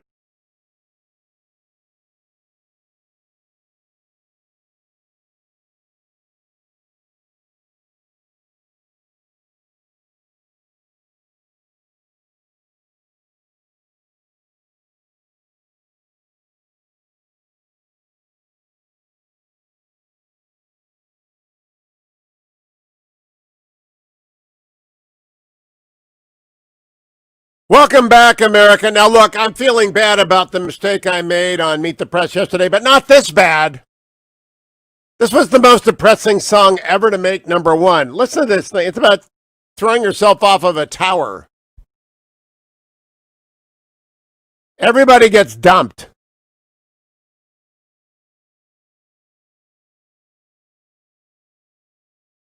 All right, like the most depressing song ever. No, I felt bad yesterday on Meet the Press. I got the number of Germans who died on Saturday wrong. I said it was 680. It was like 6. I read the new cases wrong versus the new death numbers. I'm sorry. I didn't mean to start a war between Germany and the United States. Yeah, it's, there's a border incident brewing, but they've had a resurgence.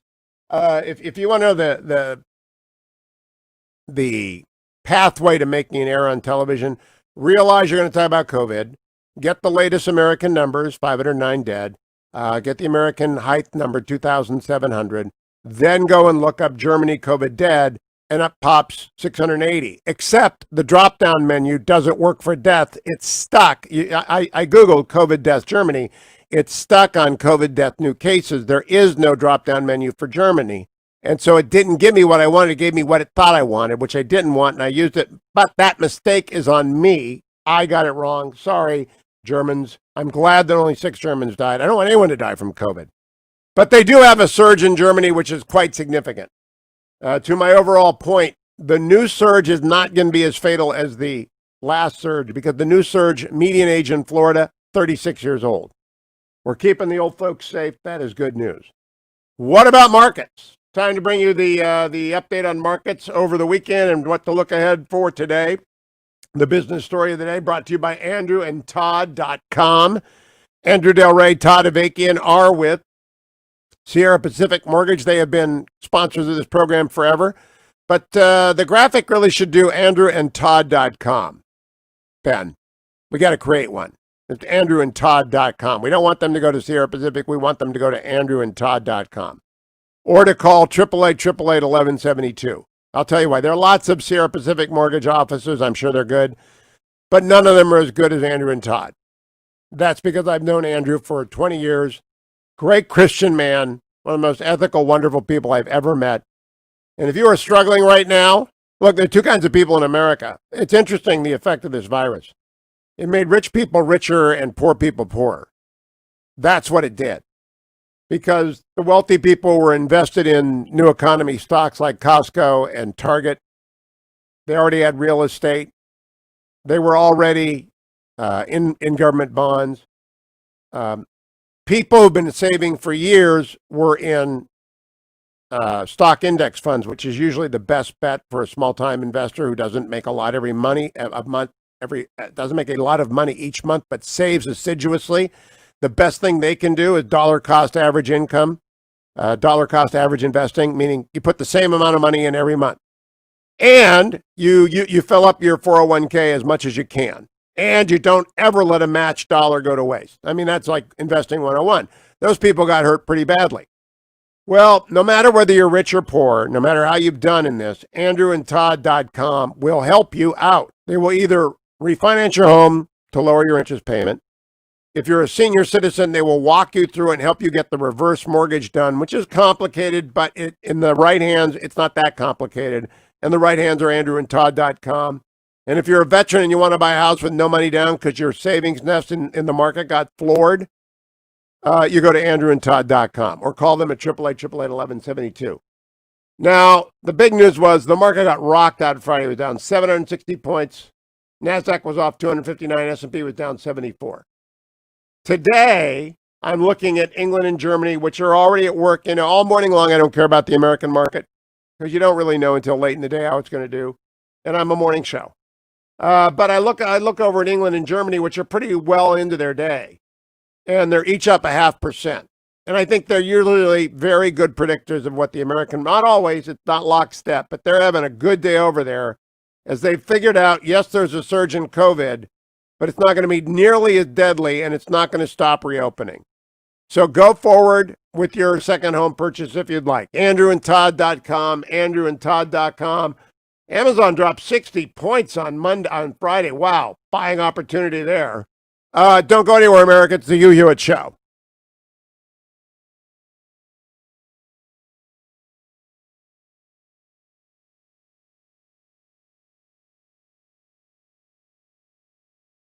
Attention business owners. As America gets back to work, will customers know you're there? With little warning, the coronavirus attacked our nation and our well-being in ways we never anticipated.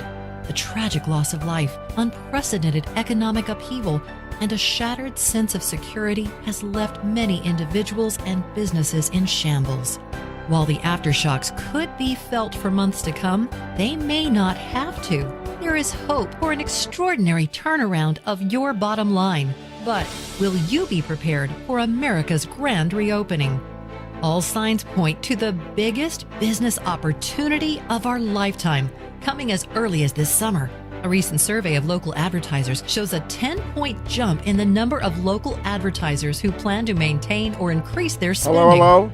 1 in 4 Okay, businesses hey, Ben, expect I am to obliged spend by more in law on the advertising radio to by say the end Sierra of June, Pacific, and more but than on our half little expect to screen, restart it or should never surge say their Sierra spending Pacific. by It should this say summer. Andrew, As the capital numbers A, forecast and Todd, increased capital spending T, from advertisers .com, and across their the phone country, number. will your message Because we don't be want seen people and look heard? going to Sierra Will your Pacific. There are business hundreds of Sierra benefit from the Pacific pent-up offices. consumer We want them demand? going Salem specifically to Surround Andrew is and Todd. prepared to help you deliver the right advertising message to reach all potential customers wherever they are. Your business can be ready for a post-COVID-19 economy. Can you but make the a time to graphic? act is now. Be at the front of the line as our economy begins to fire on all cylinders once again. For a free assessment of your marketing message and strategy, visit Fine. And I think they have salemsurround.com or contact your they've local got a media button at strategist HughHewitt.com today. that you might be able to just a lift for the ad. Good. Thanks, guys. Be right back, Dwayne. Do I have enough time to warm up my coffee? Yeah, I do. Hold on.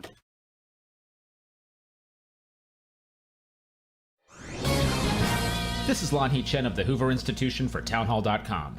Public health officials across America have spent the last several months warning about the dangers of the coronavirus and the need for us to stay at home, halt economic activity, and avoid social interactions with our friends and neighbors.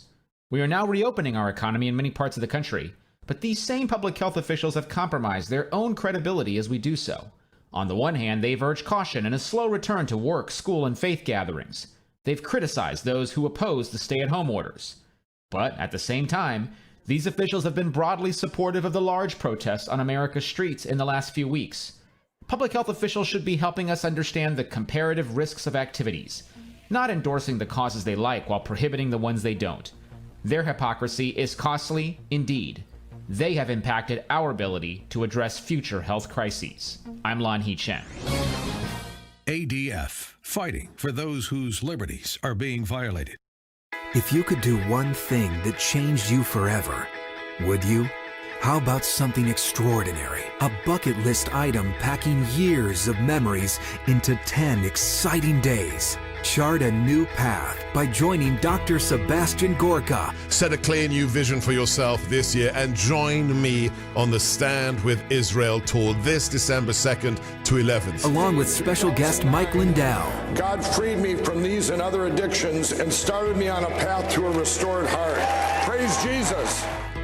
Discover over 40 iconic sites as you encounter the life-changing impact of a journey to the Holy Land. Surrounded by like-minded travelers, picture yourself stepping foot in key locations right out of history. Much more than a vacation, this journey guides you through one of the most politically and spiritually significant places in the world. Explore Jerusalem, Galilee, the Dead Sea region, and so much more. Along the way, Dr. Sebastian Gorka will broadcast live and on-site as you watch and participate. Reserve your spot today for this incredible journey. Call today to join Dr. Sebastian Gorka on this life-enriching Israel tour, December 2nd to 11th, 2020. Call 855-565-5519 or book online at standwithisraeltour.com.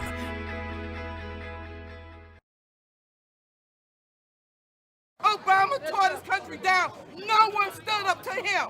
Nobody. Because he was black. You need to wake up.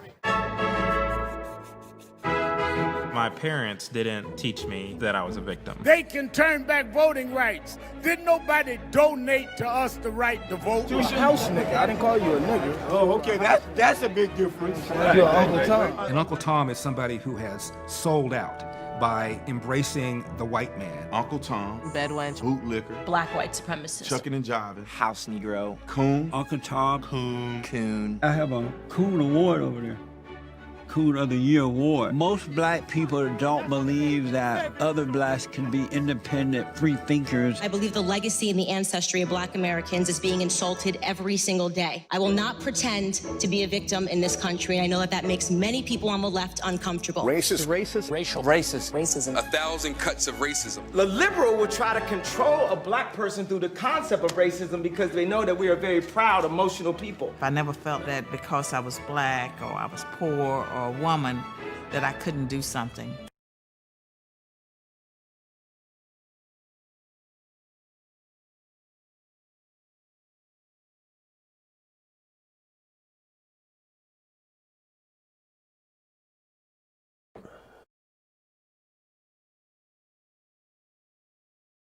Welcome back, America. Yesterday, Mike Pence went on Face the Nation. He said a very couple of important things. I want you to hear very important couple of things. Cut number 11, talking to John Dickerson about the reality of the new COVID outbreak. There's another way, John, that this is different from early on, and that is that one of the things that we've heard in Texas and Florida in particular is that nearly half of those who are testing positive are Americans under the age of 35. That's contributing to the fact that those that are requiring to be hospitalized who are testing positive for coronavirus is significantly lower than it was 2 months ago. And so we really believe that what is happening here is a combination of increased testing. We're able to test a great deal more Americans than we were able to several months ago. But it also may be indication that as we're opening our economy up, that younger Americans have been congregating in ways that may have disregarded the guidance that we gave on the federal level for all the phases of reopening. And I think that's why you see several governors taking action to essentially try and prevent further increases in those new cases. Yeah, I do not understand why people are so reluctant to say what is obvious. The surge is tied to the demonstrations. I mean, it's just so obvious. Yes, people went to bars, and social distancing was practiced at bars. I ate out at a couple of restaurants. I am not sick, and I'm not saying that is in any way, that's not even anecdotal evidence. That's it stands for nothing. But you would see a much greater incidence of older people getting this than younger people if it was restaurant dining that was driving this. It's not restaurant dining. It was mass demonstrations of mostly young people. Mike Pence also talked about Black Lives Matter. I want you to hear his conversation with John Dickerson yesterday, cut number 12. All my life, I've been inspired by the example of the Reverend Dr. Martin Luther King Jr. When I was in Congress, I traveled to his home church in Montgomery. With Congressman John Lewis, I walked across the Edmund Pettus Bridge on the anniversary of Bloody Sunday. I cherish the progress that we have made toward a more perfect union for African Americans throughout our history. And I've aspired throughout my career to be a part of that ongoing work. It's really a hard issue for me. And as a pro-life American, I also believe that all life matters, born and unborn. But what I see in the leaders of the Black Lives Matter movement is a political agenda of the radical left that would defund the police, that would leave that out of it. Just tear the down phrase. monuments, that would press a radical left agenda that and support calls for the kind of violence that has beset the very communities that they say that they're advocating for. I've literally met with African American leaders around this country and in the national capital area who made it clear to us they want law and order. They want peace in our streets. So you won't say Black Lives Matter? John, I really believe that all lives matter. Okay. And that's where the heart of the American people lies. You see, that John Dickerson is a friend of mine. I appreciate him as a journalist. I think he took himself out of the running to be on the moderator of a debate. It's an agenda-driven deal. That was an agenda-driven attempt. It's like getting the president to wear a mask. The media is all in America. Not me, not Rush, not Mark Levin, not Sean Hannity, not Dennis Prager, not Mike Gallagher, not Seb Gorka, not Larry Elder, not any good local host, not most people who labor in the conservative vineyards. The president has got 95% of the support of the Republican Party, and we're sick of it. Look, there are good questions to be asked here. You know, even if you ask one question that reflects well on the administration, just one, such as the president shut down incoming trips from China, but he was unsuccessful in persuading our allies to do so.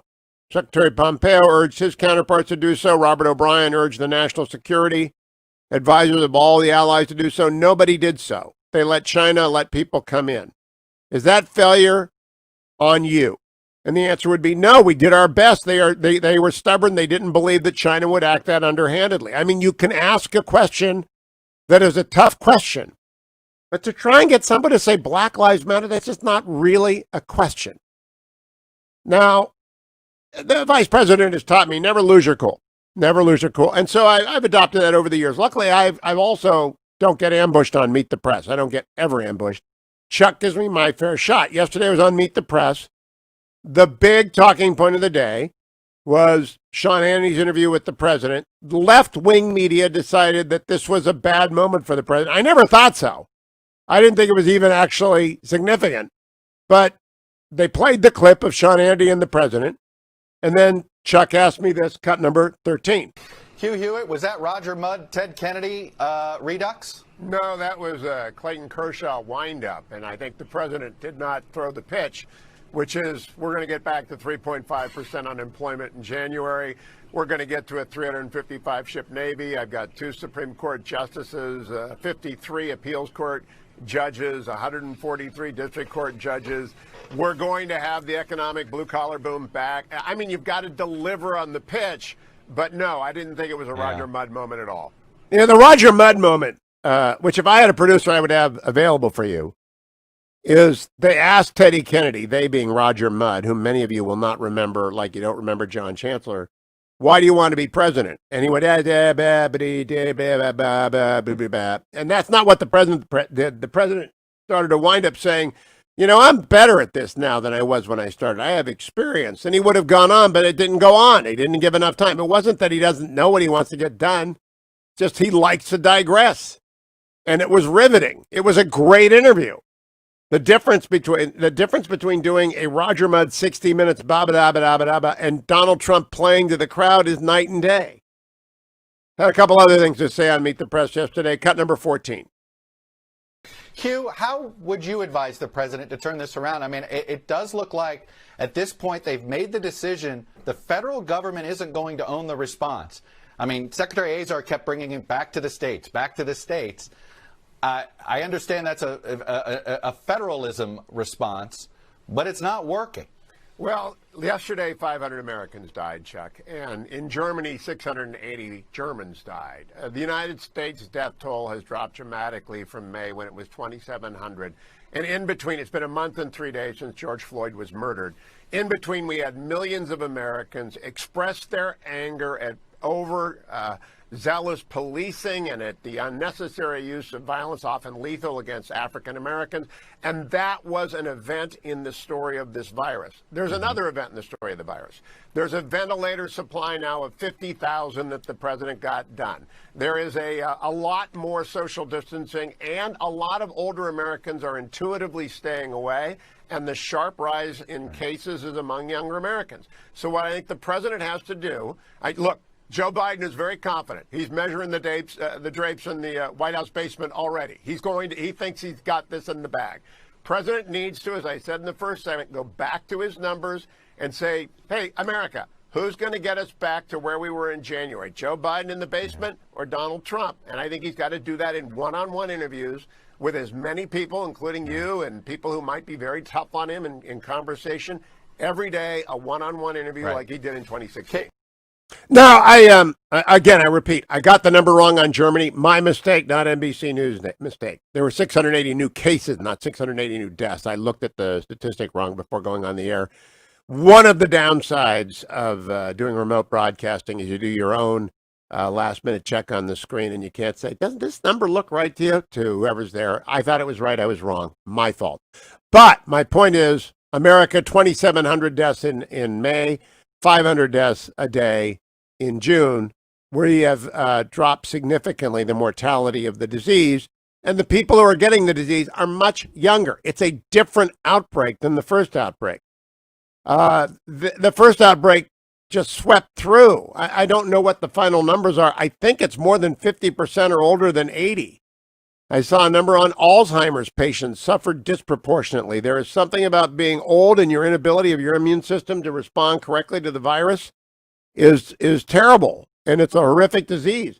It's not Donald Trump's disease. You can't make it Donald Trump's disease. The media wants to make it Donald Trump's disease. They want you to believe that Joe Biden would have done better. Joe Biden was against stopping flights from China. There is no way the country would have been better off if Joe Biden had been president. He called it xenophobic. Xenophobic.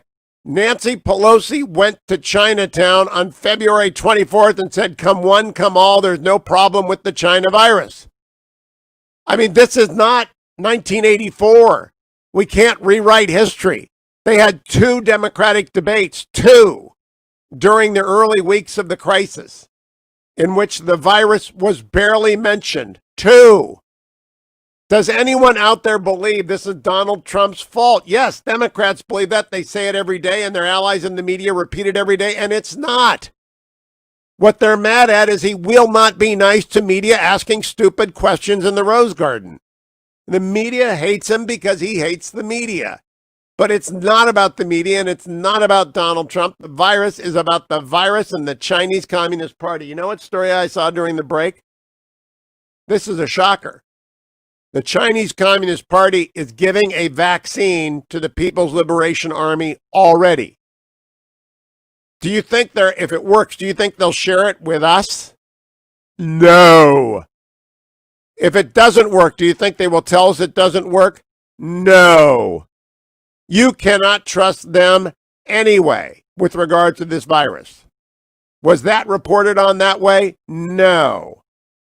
I had one more thing to say on Meet the Press. Let's play cut 15. Hugh Hewitt, if there was a message of the week from the administration, it was that they wanted to show that there was a concerted effort here, that they were on the side of protecting statues. The administration, you had the Barr letter, you had Wolf's letter to social media platforms, you had the president's letter to Chicago. Do you think an old-style law and order type of messaging really is the right messaging right now? Well, I heard a different message, Chuck. I think there's a consensus that the statues of the Confederacy have got to come down. The bases that are named for treasonous people have to be renamed. I think the John Stennis Carrier has to be renamed. He was a stone-cold racist like Woodrow Wilson. I think there's a consensus on that. There's also a consensus that they have to be changed by lawful methods, not by mob violence. I thought Tom Cotton's speech on the floor of the Senate talking about mob violence and Lincoln's speech at the Lyceum was very well received. I do believe what Casey just said. Complacency on the Democratic side is their biggest danger. The Democrats have gone hard left. And the phantom of Joe Biden on the top of that is not going to cover over the AOC and the squad's effect on the...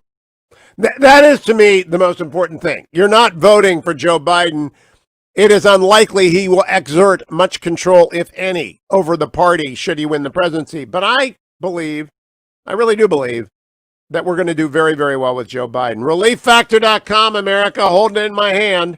Took it in the first hour, remind you about it twice more in the course of the day.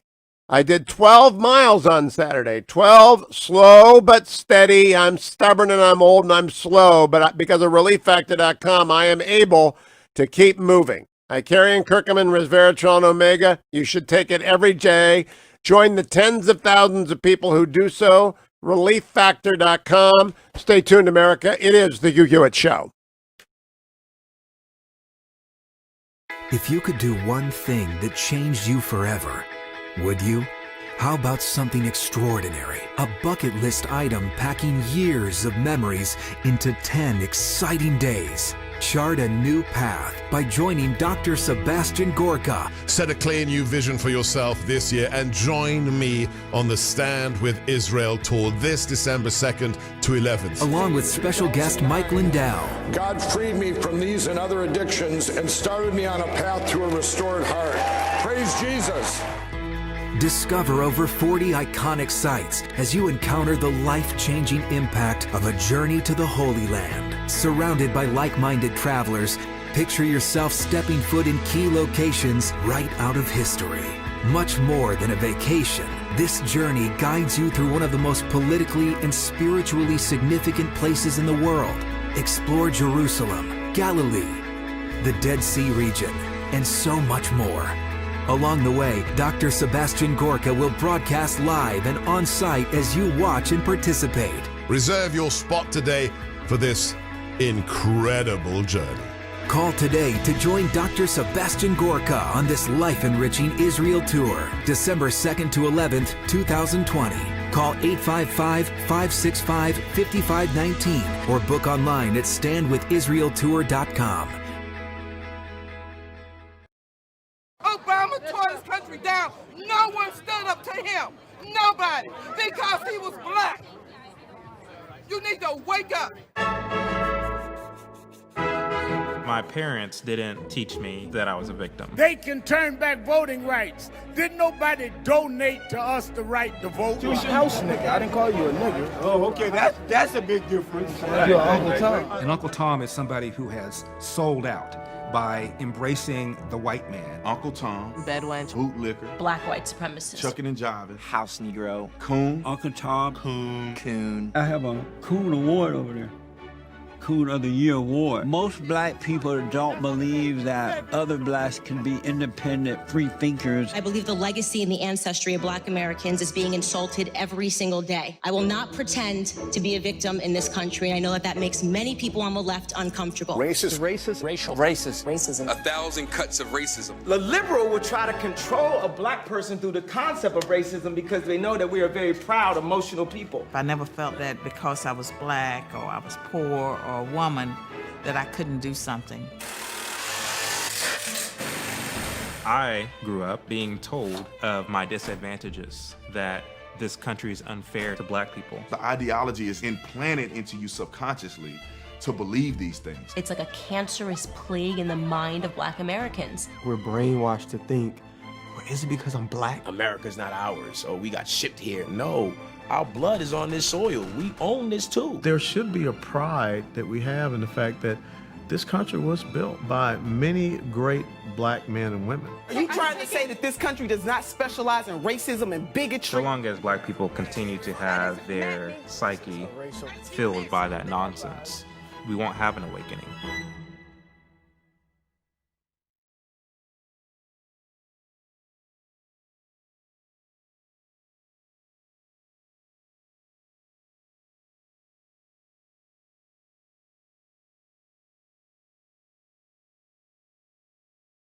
Welcome back, America. It's Hugh Hewitt. On this, the first day of the last week of June 2020, I have posted at hughhewitt.com my list of whom you ought to give money to. The reason I did so is I got a call from an old friend a few days ago saying, okay, I'm getting involved in politics for the first time. Who do I give money to? They are deeply worried by the state of the country. Not just COVID, but by the prospect of AOC and the squad and their politics taking over the House, which would happen under President Biden. They're deeply worried about Mitch McConnell losing the Senate. And they're people of means, but they have traditionally given only to ministry. And I put them in touch with far smarter people than I am, but I got to thinking, I got to do my annual list. So over at Facebook, at Hugh Hewitt, you will see my list. I would start with Senator Susan Collins of Maine. My first $10 would go to Susan Collins of Maine. Hers was the bravest vote of the last 2 years, maybe of the last 6 years, when she voted to confirm Brett Kavanaugh It was an eloquent speech. I do think Tom Cotton's speech on the mob last week, and quoting from Abraham Lincoln's Lyceum speech, was well delivered, timely, excellent, important. But I think Susan Collins' speech on Brett Kavanaugh was the most dramatic, the best argued, the most significant display of senatorial courage that I have seen in many a year. So I would first contribute to Susan Collins because Democrats are mad at her and they are flooding Maine with out-of-state money to try and beat her. She is St. Susan up there. I don't think they will succeed, but she needs resources. After that come three endangered Republicans who are also being targeted. Steve Daines is a great senator from a great state of Montana. And if you watch the show Yellowstone with Kevin Costner, you think everybody gets shot in Montana. It's actually beautiful. And if you want to experience it through the eyes of a group of Christian men fishing, the ministry, The Wild Adventure, TWA.us, they have a couple of openings because a couple of people had to drop out. Go to TWA.us. It's not a men's retreat. It's fly fishing. It is great cooking. It is wonderful fellowship. It is terrific on the Madison River. You will love TWA.us. But it is also explicitly run by a Christian guy, Jan Janura, and The Wild Adventure is done in the beautiful Madison River. And it's just one of the greatest weeks Dwayne and I have ever spent. We weren't there together. I've gone 3 times. Go to TWA.us to check it out. Steve Daines is their senator in Montana. He's a great senator. He's being challenged by the governor, Steve Bullock, who was an okay governor, but he'll vote for Chuck Schumer to lead, and that means Democrats take the Senate. I don't think Montana wants a Democratic Senate. Cory Gardner has been a great senator for Colorado. John Hickenlooper has fallen apart. I don't even know if he's going to get the nomination. Ethics problems, scandal problems, ridiculous social media. John Hickenlooper was a terrible presidential candidate, turning out to be a worse Senate candidate. Romanoff might win, but I don't know. Martha McSally, first female combat pilot in the history of America. And Commander McSally deserves your support. She really does. I guess it's Colonel McSally, not Commander. She's in the Air Force. Colonel McSally is a warrior, and she's walking every precinct, and she's doing whatever it takes to win, but she needs money. I've listed her. David Perdue in Georgia should win, but he could use your help. Tom Tillis in North Carolina should win, but he could use your help. There's an open seat in Georgia. I call it open because it's held by an appointee of the governor, but I'm supporting Doug Collins for that election. The congressman who's done such a good job on judiciary. I think Doug Collins ought to be the next senator from Georgia. I thought he should have been appointed. I thought Brian Kemp made a huge mistake. But the people of Georgia will decide. If you agree with me, we want genuine fighting conservatives in the Senate. Send $10, $25, $50, or $100 to Doug Collins. Don't forget John James. I'm going to do this list again and again and again. I would urge you, I asked Dwayne to retweet it at Radio Blogger. You ought to follow Radio Blogger on Twitter. I've posted it at Hugh Hewitt on Twitter. John James is the terrific guy who almost did it last time in Michigan. This time he could pull it off. Gary Peters, such a moron. I shouldn't say moron, just blah. He does nothing for Michigan. John James would be a voice for the African-American community, a voice for Republican principles, a voice for Frederick Douglass Republicans. You know, the movie Uncle Tom is out right now. Larry Elder made it. There's a big sign for it at HughHewitt.com. Larry Elder went out and interviewed every black conservative in America that he could find of note to talk about their experience and what they put up with. The threats, the indignity, the vilification, the slanders, all collected under that most slanderous of terms, Uncle Tom. If you go to HughHewitt.com and click on the trailer for Uncle Tom and use my name, Hugh, you'll get the discount. You'll see what John James has to put up with, what he is called routinely, and you'll support him. Then I urge people, Mitch McConnell can always use some money because he gives it. I don't think he's going to be in any trouble, but like John Cornyn and Tom Cotton, when they're not in trouble and they got a safe seat, they spread it around. And you never go wrong with the National Republican Senatorial Committee or the National Republican Congressional Committee. Coming up, the great Attorney General of Utah, Sean Reyes. Utah has done very well in the COVID. Why? Why is Utah so different? We'll talk with Sean Reyes, who's one of the great Attorney Generals of America, after the break. George Will's also coming along. Don't go anywhere, America. Obama tore this country down. No one stood up to him. Nobody. Because he was black. You need to wake up.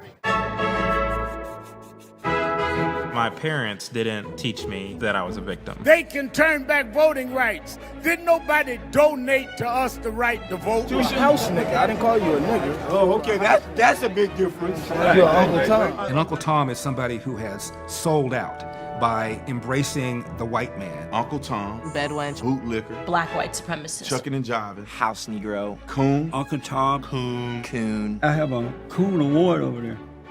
Coon of the Year Award. Most black people don't believe that other blacks can be independent, free thinkers. I believe the legacy and the ancestry of black Americans is being insulted every single day. I will not pretend to be a victim in this country. I know that that makes many people on the left uncomfortable. Racist. Racial. Racist. Racism. 1,000 cuts of racism. The liberal will try to control a black person through the concept of racism because they know that we are very proud, emotional people. I never felt that because I was black or I was poor or a woman that I couldn't do something.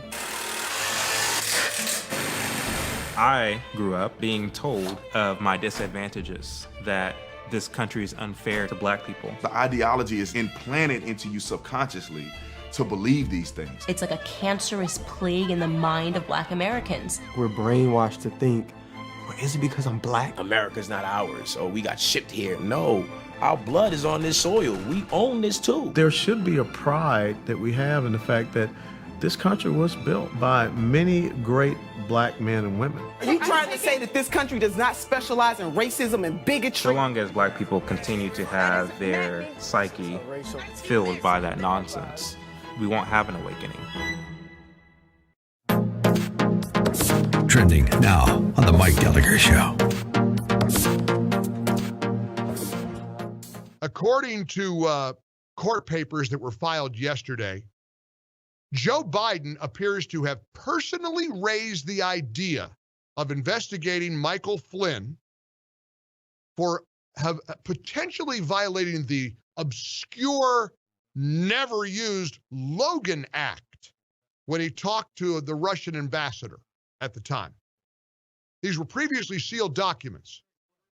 If the media was worth a damn, pardon my language, I'm in a bad mood today. If they were worth a damn, there'd be a big front page story that reveals facts, like this one. The then FBI director, James Comey, acknowledged during a meeting that involved Sally Yates, possibly Susan Rice, that General Flynn's conversation with Sergei Kislyak his conversations, quote, appear legit, according to the federal court filing out of Washington, D.C. that were just revealed. This was revealed in handwritten notes that were prepared by this disgraced ex-FBI agent, Peter Strzok. Flynn's lawyers are referring to this as stunning and exculpatory evidence. But of course, now the government has dropped the case, dropped the charges. But listen to this. This is where it matters. A partially blacked out copy of Peter Strzok's notes is attached to the filing and includes a mention that appears to say, this is scrawled, this is like chicken scratch, but it appears to say VP : Logan Act. Keep up with what's trending. Subscribe on YouTube today.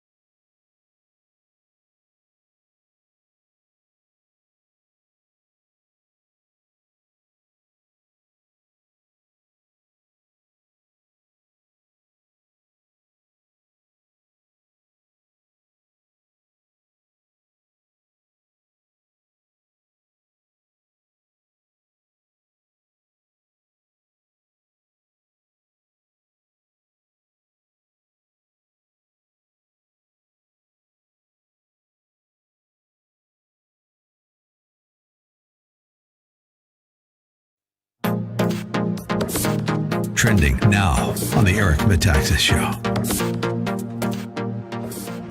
Folks, I'm talking to my friend Larry Elder, who has produced a glorious film called Uncle Tom, UncleTom.com. Larry Elder, who are some of the figures that appear in this film? I mentioned a couple of them a moment ago. You mentioned Carol Swain. She was a law professor at Vanderbilt in Tennessee. Got all sorts of grief because she, among other things, opposed race-based preferences, argued that they actually hurt black people because you're putting them on a track much faster than they could handle. They would have been perfectly fine at a lesser competitive school, but because we decided that there ought to be some sort of racial mixture at a given school, whether the kid can do the work or not. We've also got Herman Cain in there. Herman Cain was, of course, maligned as an Uncle Tom and a sellout when he ran, because by definition, any black person who's a Republican is an Uncle Tom and a sellout. Never mind the skanky history of the Democratic Party, which, by the way, we go over in the film, I think, pretty thoroughly. The Democratic Party, of course, is the party of slavery. Democrats unanimously oppose the 13th Amendment, the 14th Amendment, the 15th Amendment. Larry, I just want to interrupt. When people say stuff like what you're saying right now, I always have to hit pause and say, nobody knows this. It can't be right that the Democrats are the party of slavery and the KKK. And in your film, you cover a lot of this. Another reason people need to go see Uncle Tom, the film. This movie was about, one of my liberal friends saw it and said, I'm surprised. I thought Uncle Tom was going to be a kind of an autobiography about you. I said, that would have been boring. I'm barely in the movie, as you know. And he said, you're not telling people what to think. You're saying in America, you are free to think for yourself, without being maligned as somebody who's a self-loather. That's all the movie asks. Keep up with what's trending. Subscribe on YouTube today.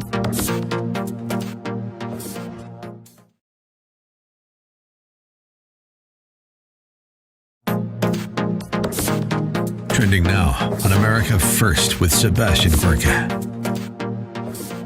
No way to win the election on policy platforms, so we're going to use violence on the streets, and that's going to be a feint or a dodge.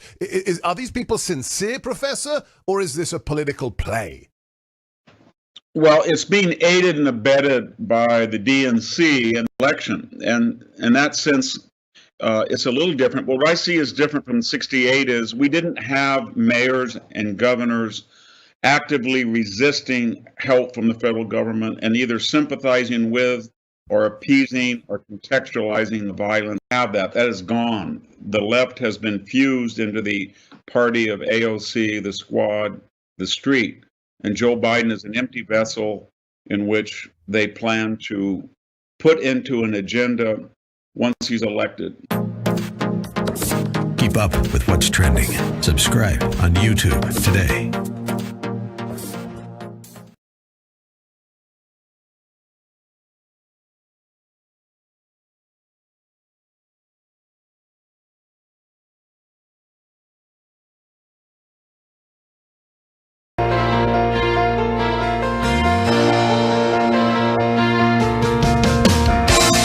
Morning glory, America. Bonjour, hi, Canada. It's Hugh Hewitt in the ReliefFactor.com studio inside of the Beltway. It is Monday, June the 29th, in the year of the plague, 2020. I begin this hour with one of my favorite people in politics, Utah's Attorney General Sean Reyes. He has been a longtime friend. He's been Attorney General in Utah since, I believe, late 2013. So he's been around a long time. He's a leader in a lot of fields. I want to talk to him about a lot of stuff. But good morning, General Reyes. It's great to have you back. Thank you, Hugh. It's great to be on with you. I think the last time we were together, you were a guest on a show I was hosting, and your appearance drew the highest ratings of the week. I'm sorry, my friend. I'm pretty sure I won't be able to reciprocate today. You might. You never know. Hey, I've got a curveball for you at the start. I was watching Yellowstone last night, which is the Kevin Costner movie, or the series. Have you been watching that at all? It's a great series, but too many people get shot. Do you watch Yellowstone at all? I've seen a couple episodes. My wife doesn't like it. She's too genteel for it's very violent. But last night they had an interesting twist. There was human trafficking. And I know you are deeply involved in eradicating human trafficking. So I made a note to myself, ask Reyes how that is going. How goes the effort in Utah and across the country to put an end to this scourge? Well, let me say that when it comes to fighting modern-day trafficking, there's been no better supporter than you, Hugh, for our efforts. So thank you for that. You know, my focus has been for years on protecting Utah and America My team and I have had some of the largest and most successful human trafficking cases, investigating them, prosecuting them here. We had one international illegal adoption ring where the defendant, a public official from Arizona, just pled to multiple felony counts. But from the time I began, I also realized that we can't just attack this here domestically. And so from time to time, I've gone undercover with organizations like Operation Underground Railroad or Child Liberation Foundation to other countries to fight this evil where it's germinating and make sure it doesn't come into America or into Utah's jurisdictions. That's been going well. And I'm proud to say, Hugh, Utah was at a failing grade by ShareHope International when I came into office, and we received an A last year when it comes to passing legislation and doing everything that we need to do to protect victims and all of those things. So although it's a horrible, horrible evil, the fight in Utah is going well thanks to support and friends like you. Now, General Reyes, it was suggested in the television show that the remoteness of some portions of the Mountain West makes it easier for trafficking to flourish. Is that true? I think so. I think anywhere where there's isolation and there's less scrutiny, predators take advantage of those types of things. So Utah has its own challenges. That's not to say that the very urban districts don't have their own set of challenges, but I think that's true. The other issue is Utah, like other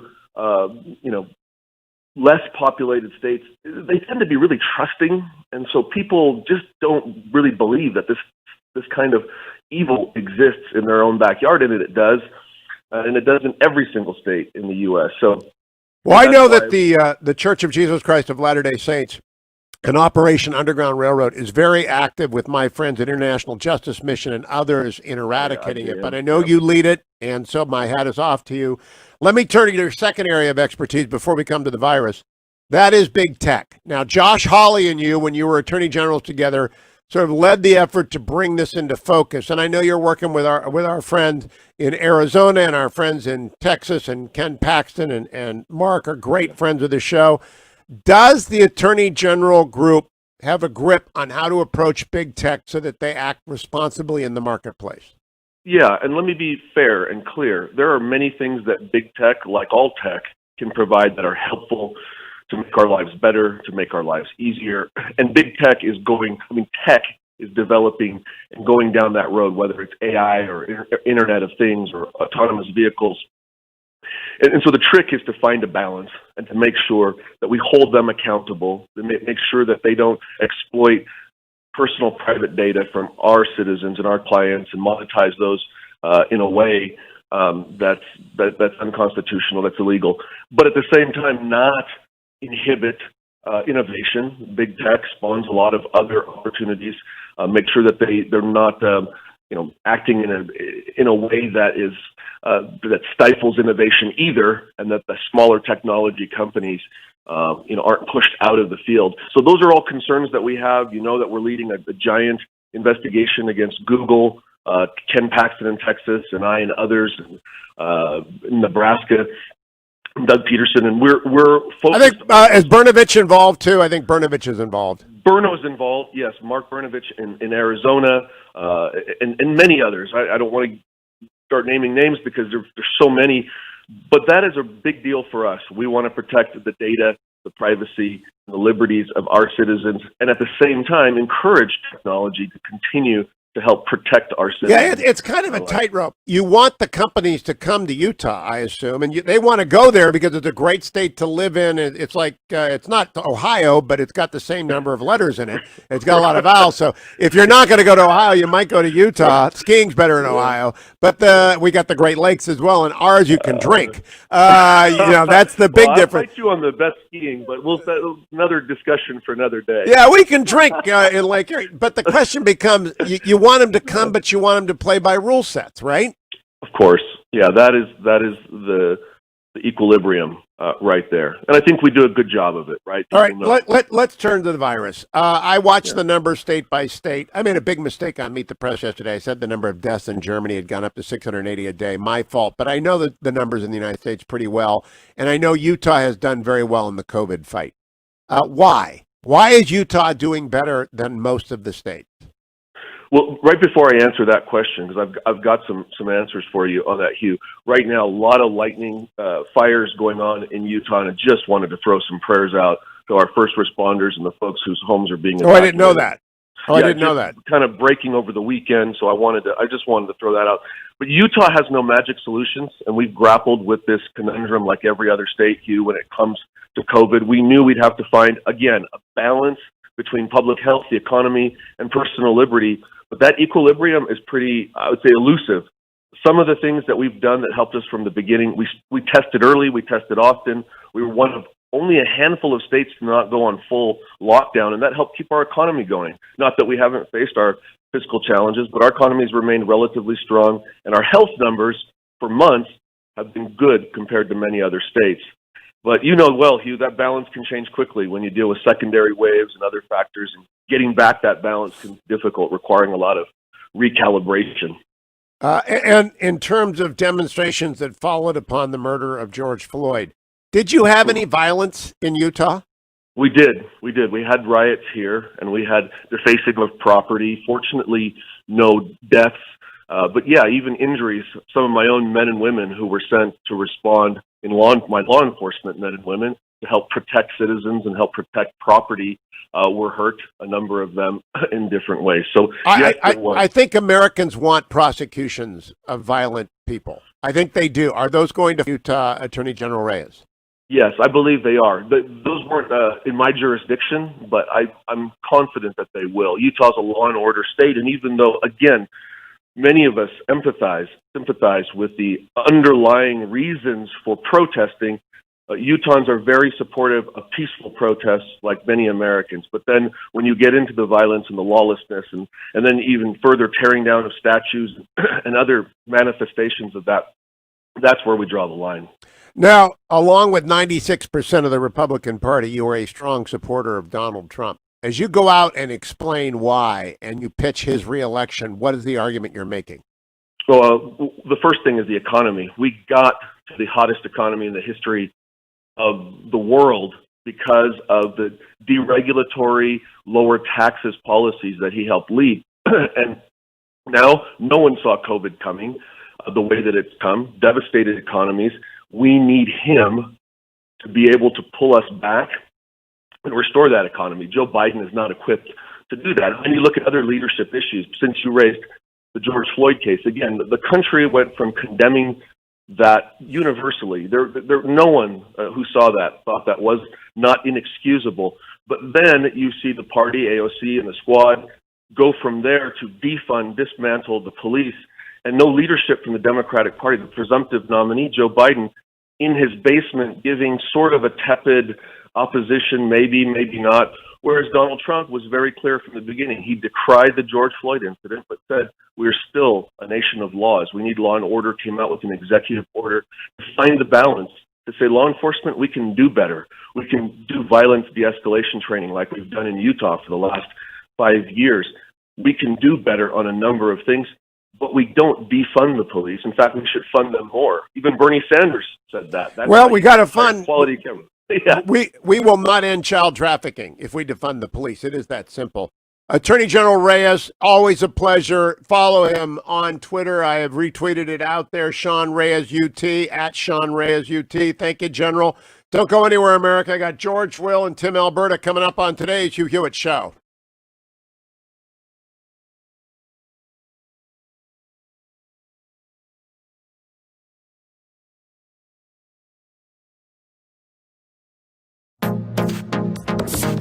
Trending now on the Dennis Prager Show. Bubba gets Don Lemon and defends himself. He doesn't say, isn't this wonderful?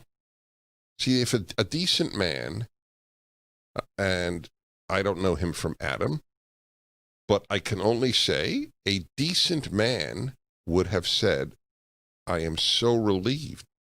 If I found something anti-Semitic in my workplace, do you know how relieved I would be to learn it was not, in fact, anti-Semitic at all? that I had misapprehended what it was? Why isn't he relieved for himself, for NASCAR, and for the country? Tell me why. Why does this not indict his character? I would almost pay for somebody who wants to defend his decency to call in now. 1-8-PRAGER-776. 877-243-7776. Leftism makes you a worse human being. Black, white, biracial, L, G, B, T, Q, cisgender, non-gender, transgender, Jew, Christian, atheist, secularist, Mormon, Buddhist. Get it? Whatever you are, leftism makes you worse. Keep up with what's trending. Subscribe on YouTube today.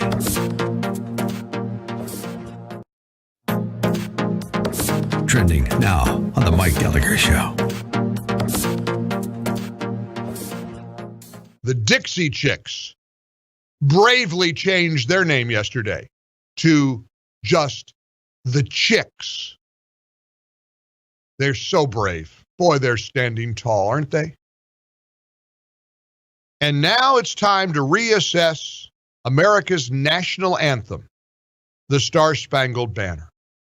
Last week, Lindsay Parker, editor-in-chief, writes, protesters in San Francisco toppled a statue of the song's composer, Francis Scott Key, a known slaveholder, who once said that African Americans were a distinct and inferior race of people.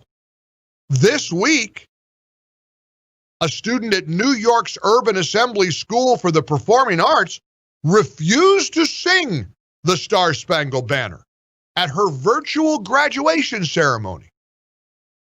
She told the Wall Street Journal, who evidently was interested in why she would do such a thing, with everything that's happening, she said, if I stand there and sing it, I'm being complicit to a system that has oppressed people of color.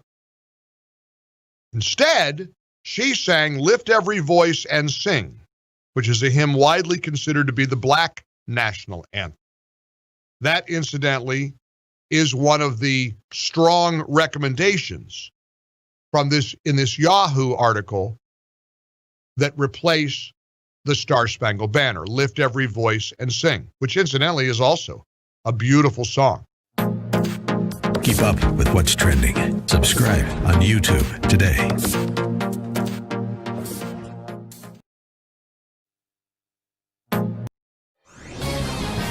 This is Lanhee Chen of the Hoover Institution for Townhall.com. Public health officials across America have spent the last several months warning about the dangers of the coronavirus and the need for us to stay at home, halt economic activity, and avoid social interactions with our friends and neighbors.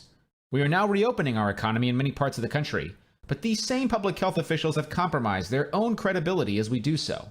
On the one hand, they've urged caution and a slow return to work, school, and faith gatherings. They've criticized those who oppose the stay-at-home orders. But at the same time, these officials have been broadly supportive of the large protests on American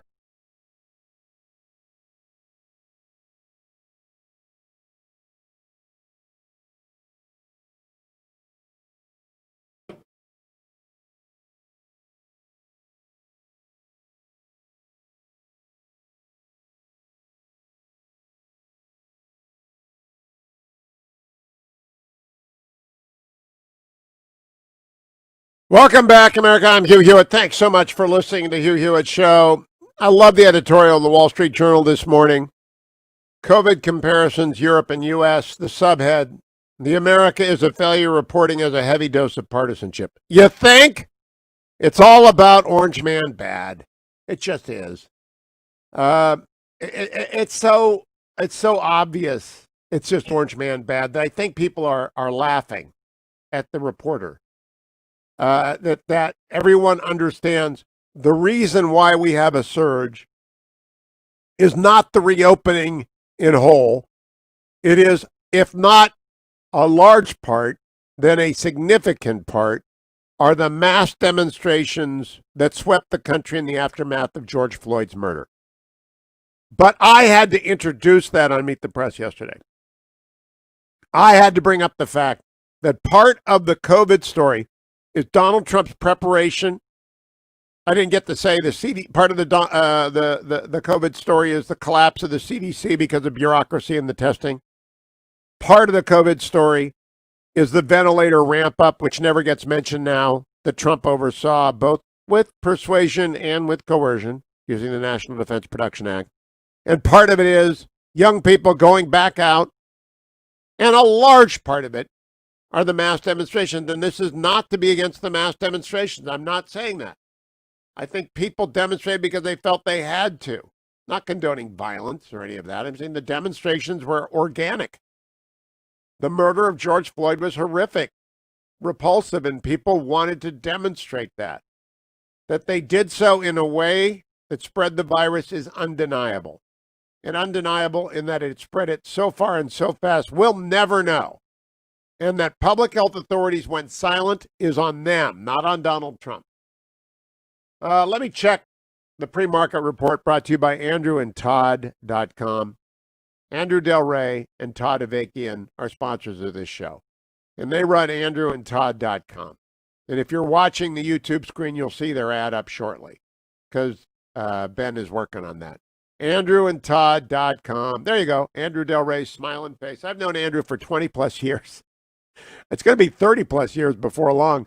And he is that young looking. The guy does not age. He's the best. He and Todd Avakian are the absolute best mortgage lenders in the world. They are with Sierra Pacific Mortgage. But Andrew and Todd, you can reach them at 888-888-1172. I insisted that we have an easy number for the Steelers fans because I knew some of you would misspell Todd.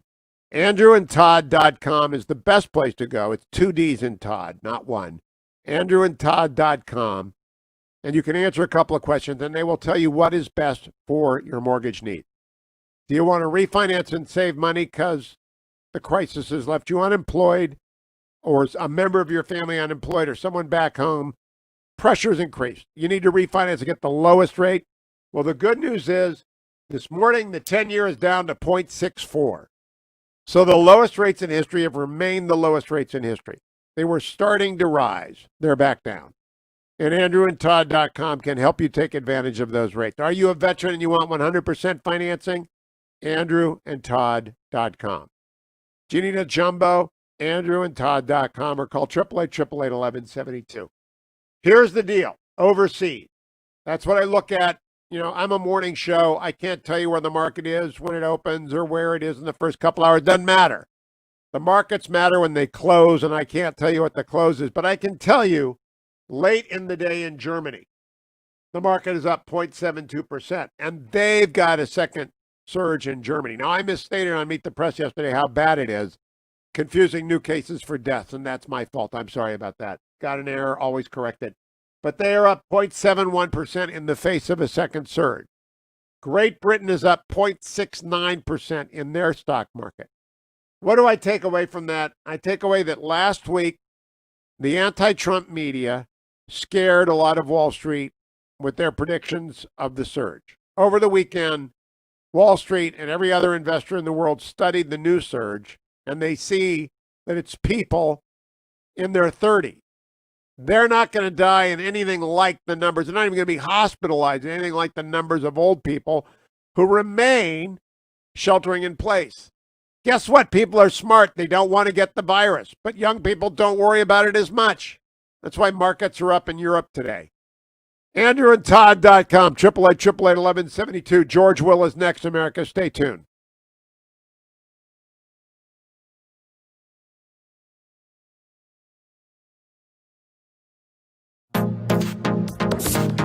Trending now on America First with Sebastian Gorka.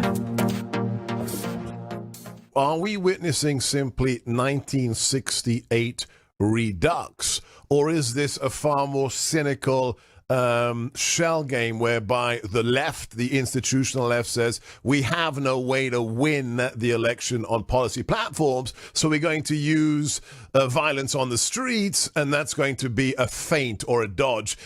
Are these people sincere, Professor, or is this a political play?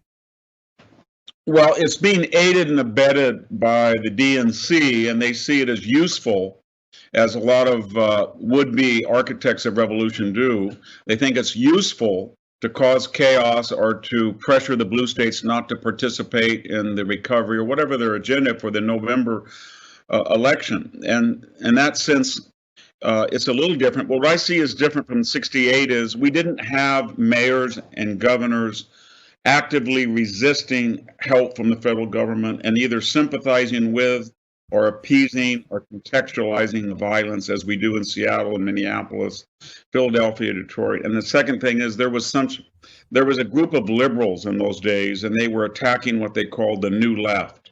They said, we're not part of this. We're not part of, and we don't have that. That is gone. The left has been fused into the party of AOC, the squad, the street. And Joe Biden is an empty vessel in which they plan to put into an agenda once he's elected. Keep up with what's trending. Subscribe on YouTube today.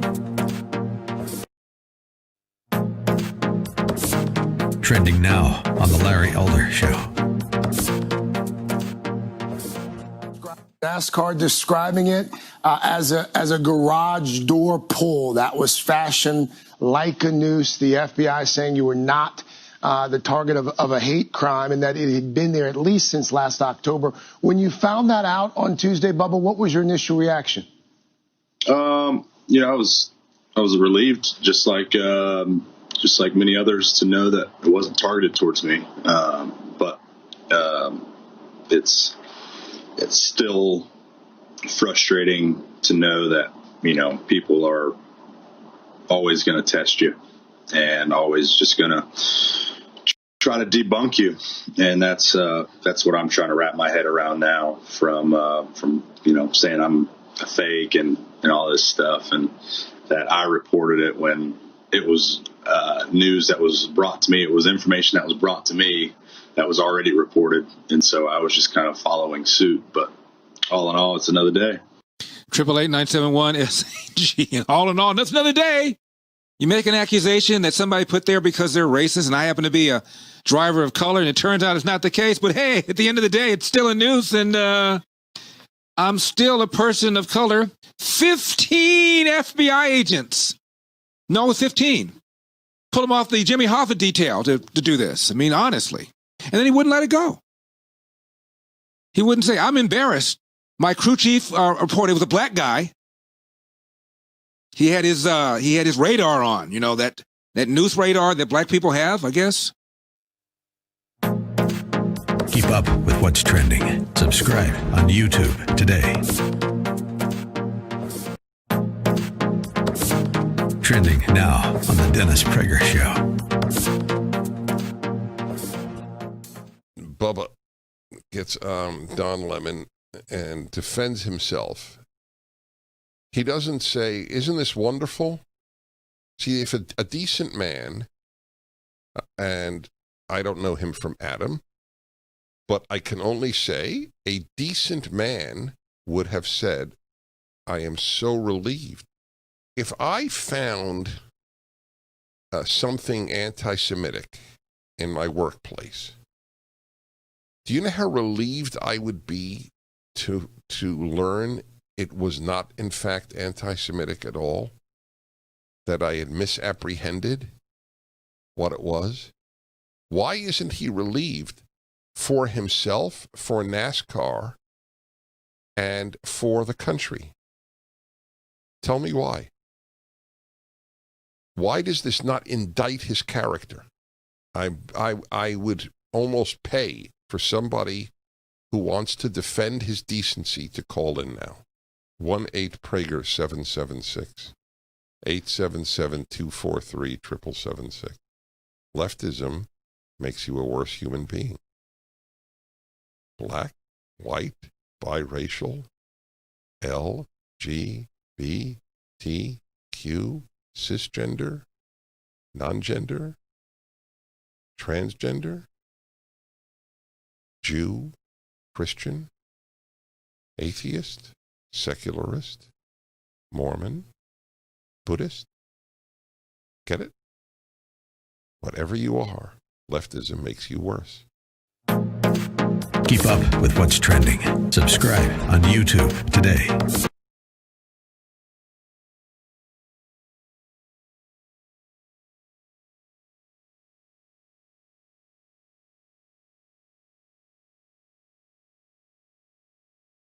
Welcome back, America. I'm Hugh Hewitt inside the Beltway.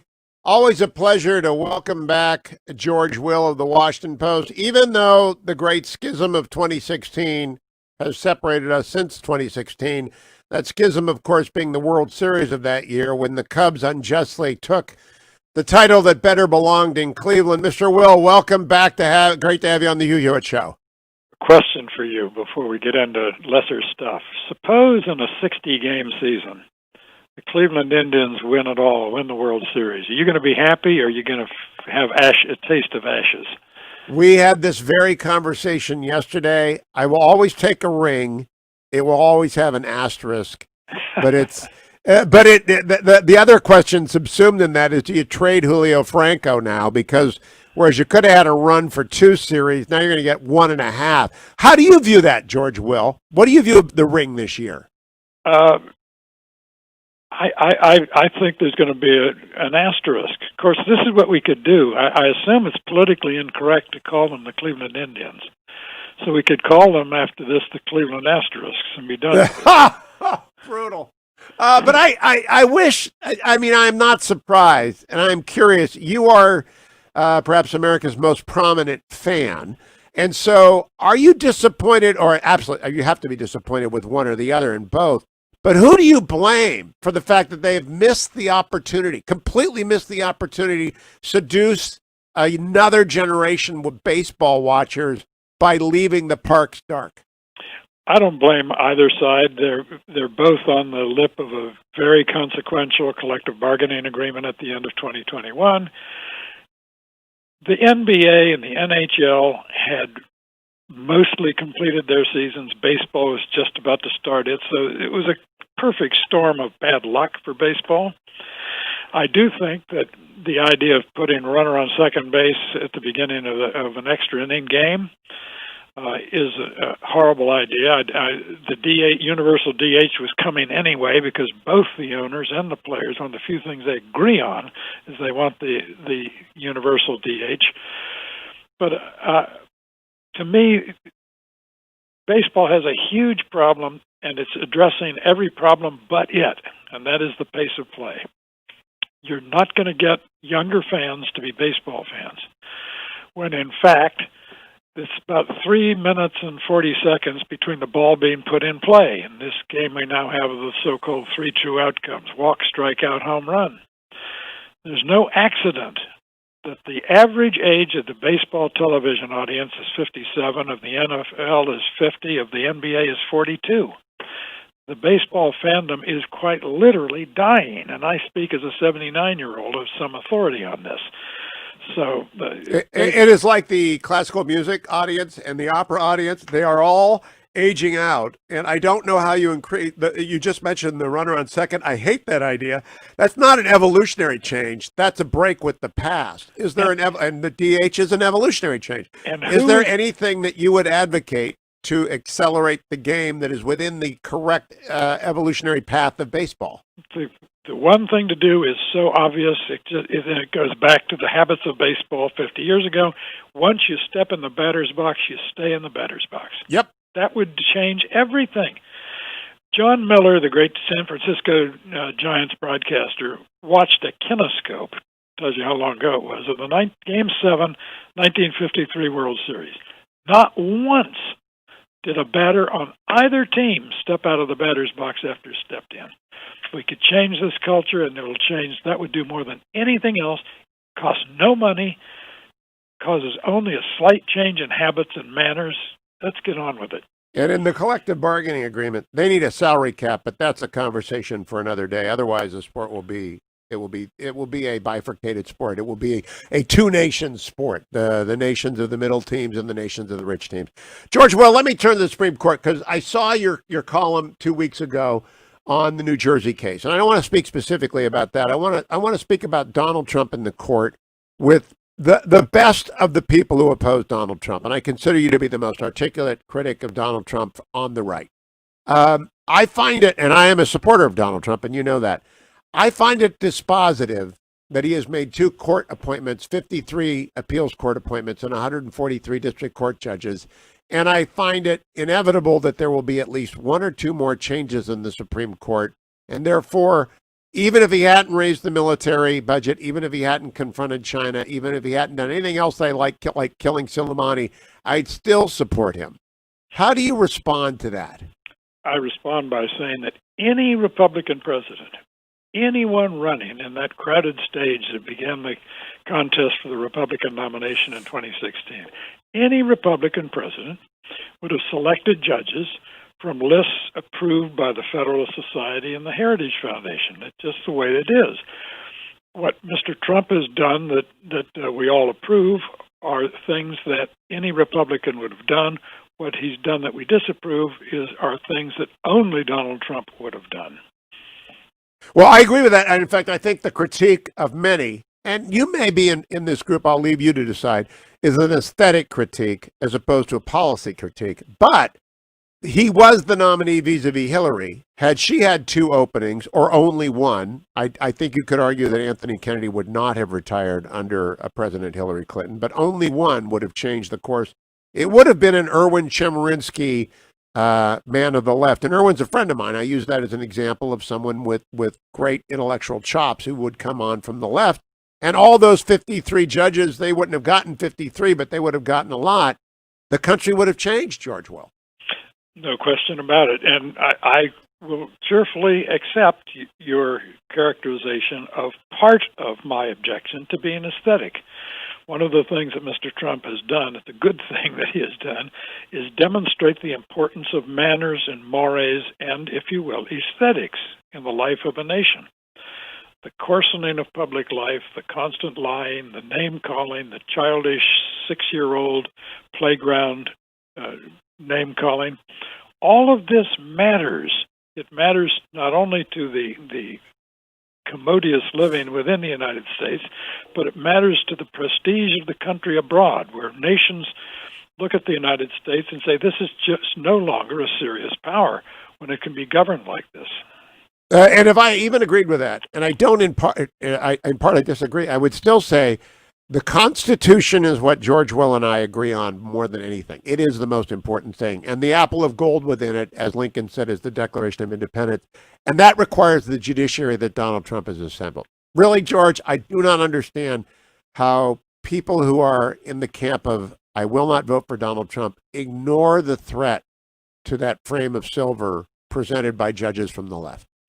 Well, I think they do present a threat. I would put an asterisk over that by saying, does anyone really think Merrick Garland was a threat to the Constitution? A man of eminent temperateness and experience on the second most important court in the Union, the D.C. Circuit Court of Appeals. I think the idea that our nation is so fragile and our Constitution so pliable that the nation itself would be fundamentally undermined by a change in the composition of the court under 4 years of a Democratic president is a disservice to the country to suggest that. On this, we fundamentally disagree because I believe it is. I've been teaching common law for 25 years, and I know what those circuit courts do. And the Supreme Court only reviews 70 cases a year. Merrick Garland is a fine center-left jurist, but he would have voted with the left wing of the court. And the other ones, the ones lined up on the Supreme Court in California, oh my gosh, George. Let me go to your most recent column, which begins, a nation's gravest problems are those it cannot discuss because it dare not state them. I thought to myself immediately, that sums up the problem of the Constitution when it was originally conceived. They didn't even dare mention slavery, and it was the central problem in the country. And as a result, a civil war was inevitable. And the Civil War came, as Lincoln said. What is the central problem that we can't talk about right now, George Will? Well, there are a number of them at the moment, with race and poverty and relations between minorities and the police on our minds. It is the fact that 69% of African American children are born out of wedlock. The fact that, and to take this beyond African Americans, the fact that a majority of American mothers under 30 are not living with the fathers of their children. 40% of all American first births, of all race, colors, creeds, and national origins, 40% of all American first births are to unmarried women. We know from abundant research as well as normal historical experience that the family is the primary transmitter of social capital, the habits, mores, customs, dispositions necessary for individuals to flourish in an open society. That's a problem we simply can't discuss. Let me ask you, in that problem was originally surfaced by a great public intellectual, Daniel Patrick Moynihan. It is in the White House being discussed, the renaming of the Wilson Center in D.C., the Daniel Patrick Moynihan Center, because Wilson was a stone-cold racist, and that's not going to endure, and Princeton realized that. If the naming came forward and it was Daniel Patrick Moynihan, what would you think about that? I would love it. Pat was he was actually my best friend. Oh, I didn't know that. Oh, yeah. I mean, Liz is still going strong on Central Park West. No, Pat was... Have you ever written a book about him? I've not, because a number of very good ones have been written. One by Greg Weiner, another, I've forgotten the gentleman's name, the author's name, but it's called The Gentleman from New York. No, Pat was a superb man, great fun. I've been in Washington now for 51 years, and the greatest pleasure in that half century was getting to know Pat, who brought more life and fun and sparkle. He's one of I can tell you, I miss him every day. I think, my God, what would Pat think about this latest episode? Well, I do think it would be wonderful to take the Wilson Center, which is a preeminent institution in D.C., and I think Moynihan was behind it getting started. Do you recall, George Will? I do, and he was.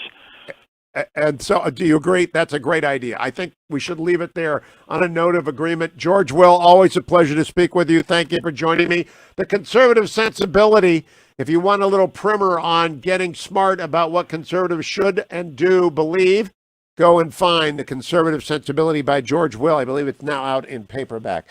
Let me also tell you, it's time to go get your ReliefFactor.com. There it is, ReliefFactor.com, ReliefFactor.com. It is the sponsor of the program. I am going to go out on the highways and byways of the Beltway after the show today. It's going to be miserable.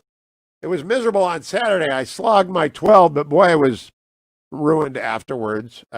Maybe that's why I screwed up on Meet the Press and got the number wrong. I'll blame it on going 12 miles on Saturday. I do again. I think I've hit my 10 apologies. When you make a mistake on television, you've got to correct it. And I mistook the number of deaths in Germany. I said 680 on Saturday. It was the number of new cases in Germany was 680. I can't blame Relief Factor for that, but I can blame the long run. 12 miles on Saturday, and I'm 64. Why can I do that? ReliefFactor.com. I carry curcumin, resveratrol, and omega. I've also lost the weight necessary. When you're young, you run to lose weight, and when you're old, you lose weight to run. That is the bottom line. And so start by walking. Start by getting ReliefFactor.com. Don't forget as well, Honor Bound Coffee. I mention this at least once a day. Honor Bound Coffee supports the troops. Every sip of coffee you take, when you've subscribed to Honor Bound Coffee, they send it to you in the mail so you save a trip to the store. Great coffee, the best coffee in the world. Every dollar of profit from Honor Bound Coffee goes to support America's troops and their families. HonorBoundCoffee.com. Come right back for Tim Alberta on the Hugh Hewitt Show.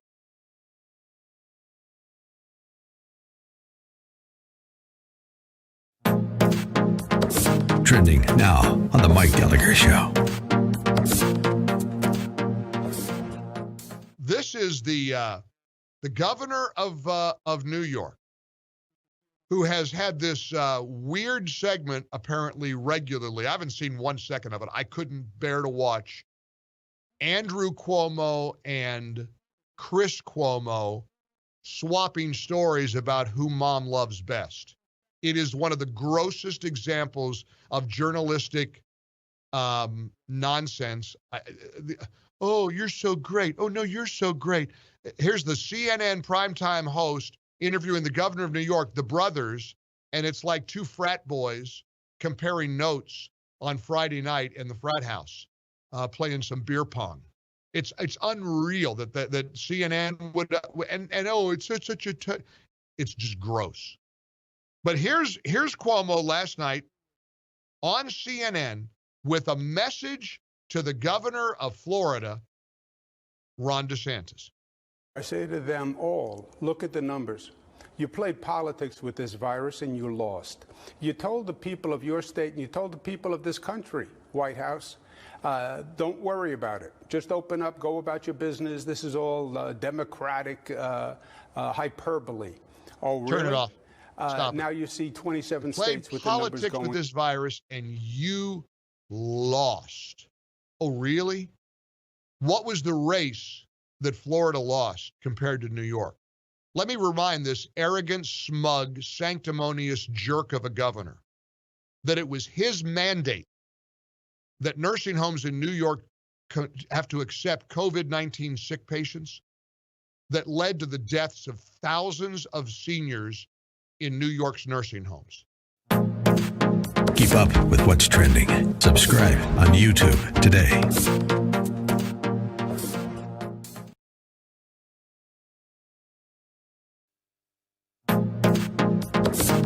Trending now on the Eric Metaxas Show. Hey there, folks. It's the Eric Metaxas Show, and I am talking to my friend Larry Elder, who has made a film called Uncle Tom, UncleTom.com. In these crazy times, boy, folks, you need to see this film. Larry, let's talk about what's happening in the country right now. Speaking as a black man, what do you say to people in my audience who, some of whom are tremendously confused by this, and I think it's because of white guilt? It's a combination of white guilt, a combination of Trump derangement syndrome, and a combination of, I think, coronavirus cabin fever, because people have been locked up for a couple of months. So it's sort of a perfect storm. And I must also say a bunch of young people have been indoctrinated by what I call the access of indoctrination. And it's Hollywood, academia, and media that have told them that they are victims, that racism and sexism and whatever ism you want remain major factors in American life, when none of these things is significant anymore. Racism has never been a more insignificant factor in success in American life. Keep up with what's trending. Subscribe on YouTube today.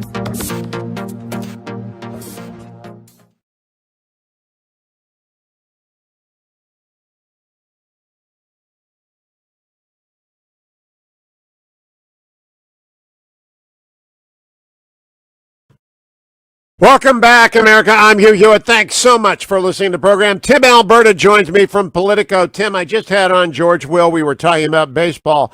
He asked me if I would value, as an Indians fan, a ring in this truncated season. Of course, as an Indians fan, I'll take anything. What's a Tigers fan think about that? Oh, yeah, come on now. Beggars can't be choosers, of course. Yeah. Did you hear what Wayne just said? A Tigers fan thinks, what's a ring? Well, okay, well, hold on now. You know, 1984 may seem like a lifetime ago, and it was, because I actually was born two yet, lifetimes but, ago. Yeah. No, look, you know, I've heard a lot of talk, whether it be, you know, hockey or the NBA or now Major League Baseball, as far as, you know, will there be some sort of historic asterisk attached in the books when we look back, and sure, maybe, but that doesn't, you know, look, a ring is a ring, man. A championship is a championship, and some folks never see their team win one in their lifetimes. So well, I haven't, and I'm 64. I'll take anything, because, you know, I'm running out of years here for the Indians. You know, three score and 10 is what the Bible says. I got 6 years left. Well, listen, let's not get too dark on a Monday morning. But yeah, you're not gonna complain for a second if the Tribe gets a ring this year. And you know what? If we wind up with a Lions-Browns Super Bowl, and no one's allowed to attend the game because COVID is raging across the country, I still think that if that tree falls and no one's around to hear it, then it still makes a noise. If there's a Lions-Browns Super Bowl, you and I are getting a helicopter to hover. That's what we're going to do.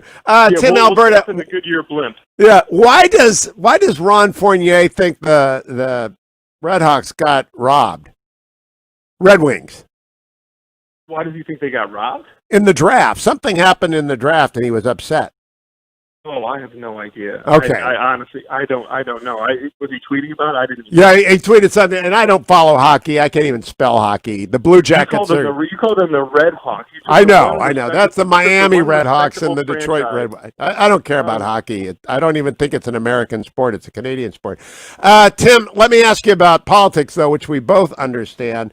I don't think this is even close to over. I think the attempt to ice this, to put the campaign on ice by Team Biden, is laughable as they measure the drapes for the White House basement. What do you think? Oh, look, we have 170 days and change until the election. I mean, look, this political environment, Hugh, and I know I'm stating the obvious here, but let's be clear, this political environment is so volatile, and there is so much going on from one day to the next that, what we saw in 2016 was, at least on 3 or 4 occasions, it looked for all the world like Donald Trump was dead and buried, and then his poll numbers, for one reason or another, just had a habit of bouncing back up. They would dip, 6 to 9 points, and then they would come back up 6 to 9 points over and over and over again. And there is an awful lot of time between now and November 3rd. So anybody who thinks that this is over is kidding themselves. But having said all of that, the trajectory of these two campaigns right now is totally unsustainable for the president and his team, and they've got to do something to arrest Biden's upward climb. They have not been able to define him negatively in the eyes of the electorate yet. The Sleepy Joe stuff just doesn't work. They have to do something if they want to strike a sharper contrast with him, which has been hard because he's been in the basement. And B, you've got to get some sort of, this has become like a laugh line, obviously, with the president, but they have to have some sort of message control and make people understand why they want to vote for him again for another 4 years, even including for people who don't like him personally. They need to give those folks a clear rationale for why he deserves a second term in office. It can't just be this scattershot every single day.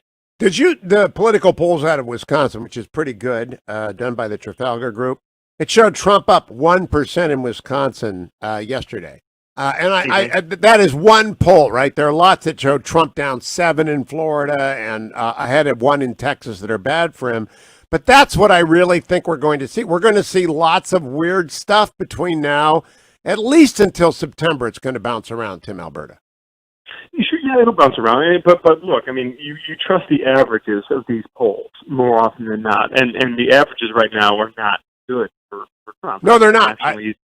He's down around 10, and in Michigan, Wisconsin, Pennsylvania, I think it's 6 each in Wisconsin and PA, and 8 in Michigan. I mean, you talk to Republicans in Michigan here where I am, Hugh, and they say if the election were held today, it's routed. He doesn't just lose; he loses badly. And these are people who are seeing, numbers, county by county on the ground, and it's pretty ugly.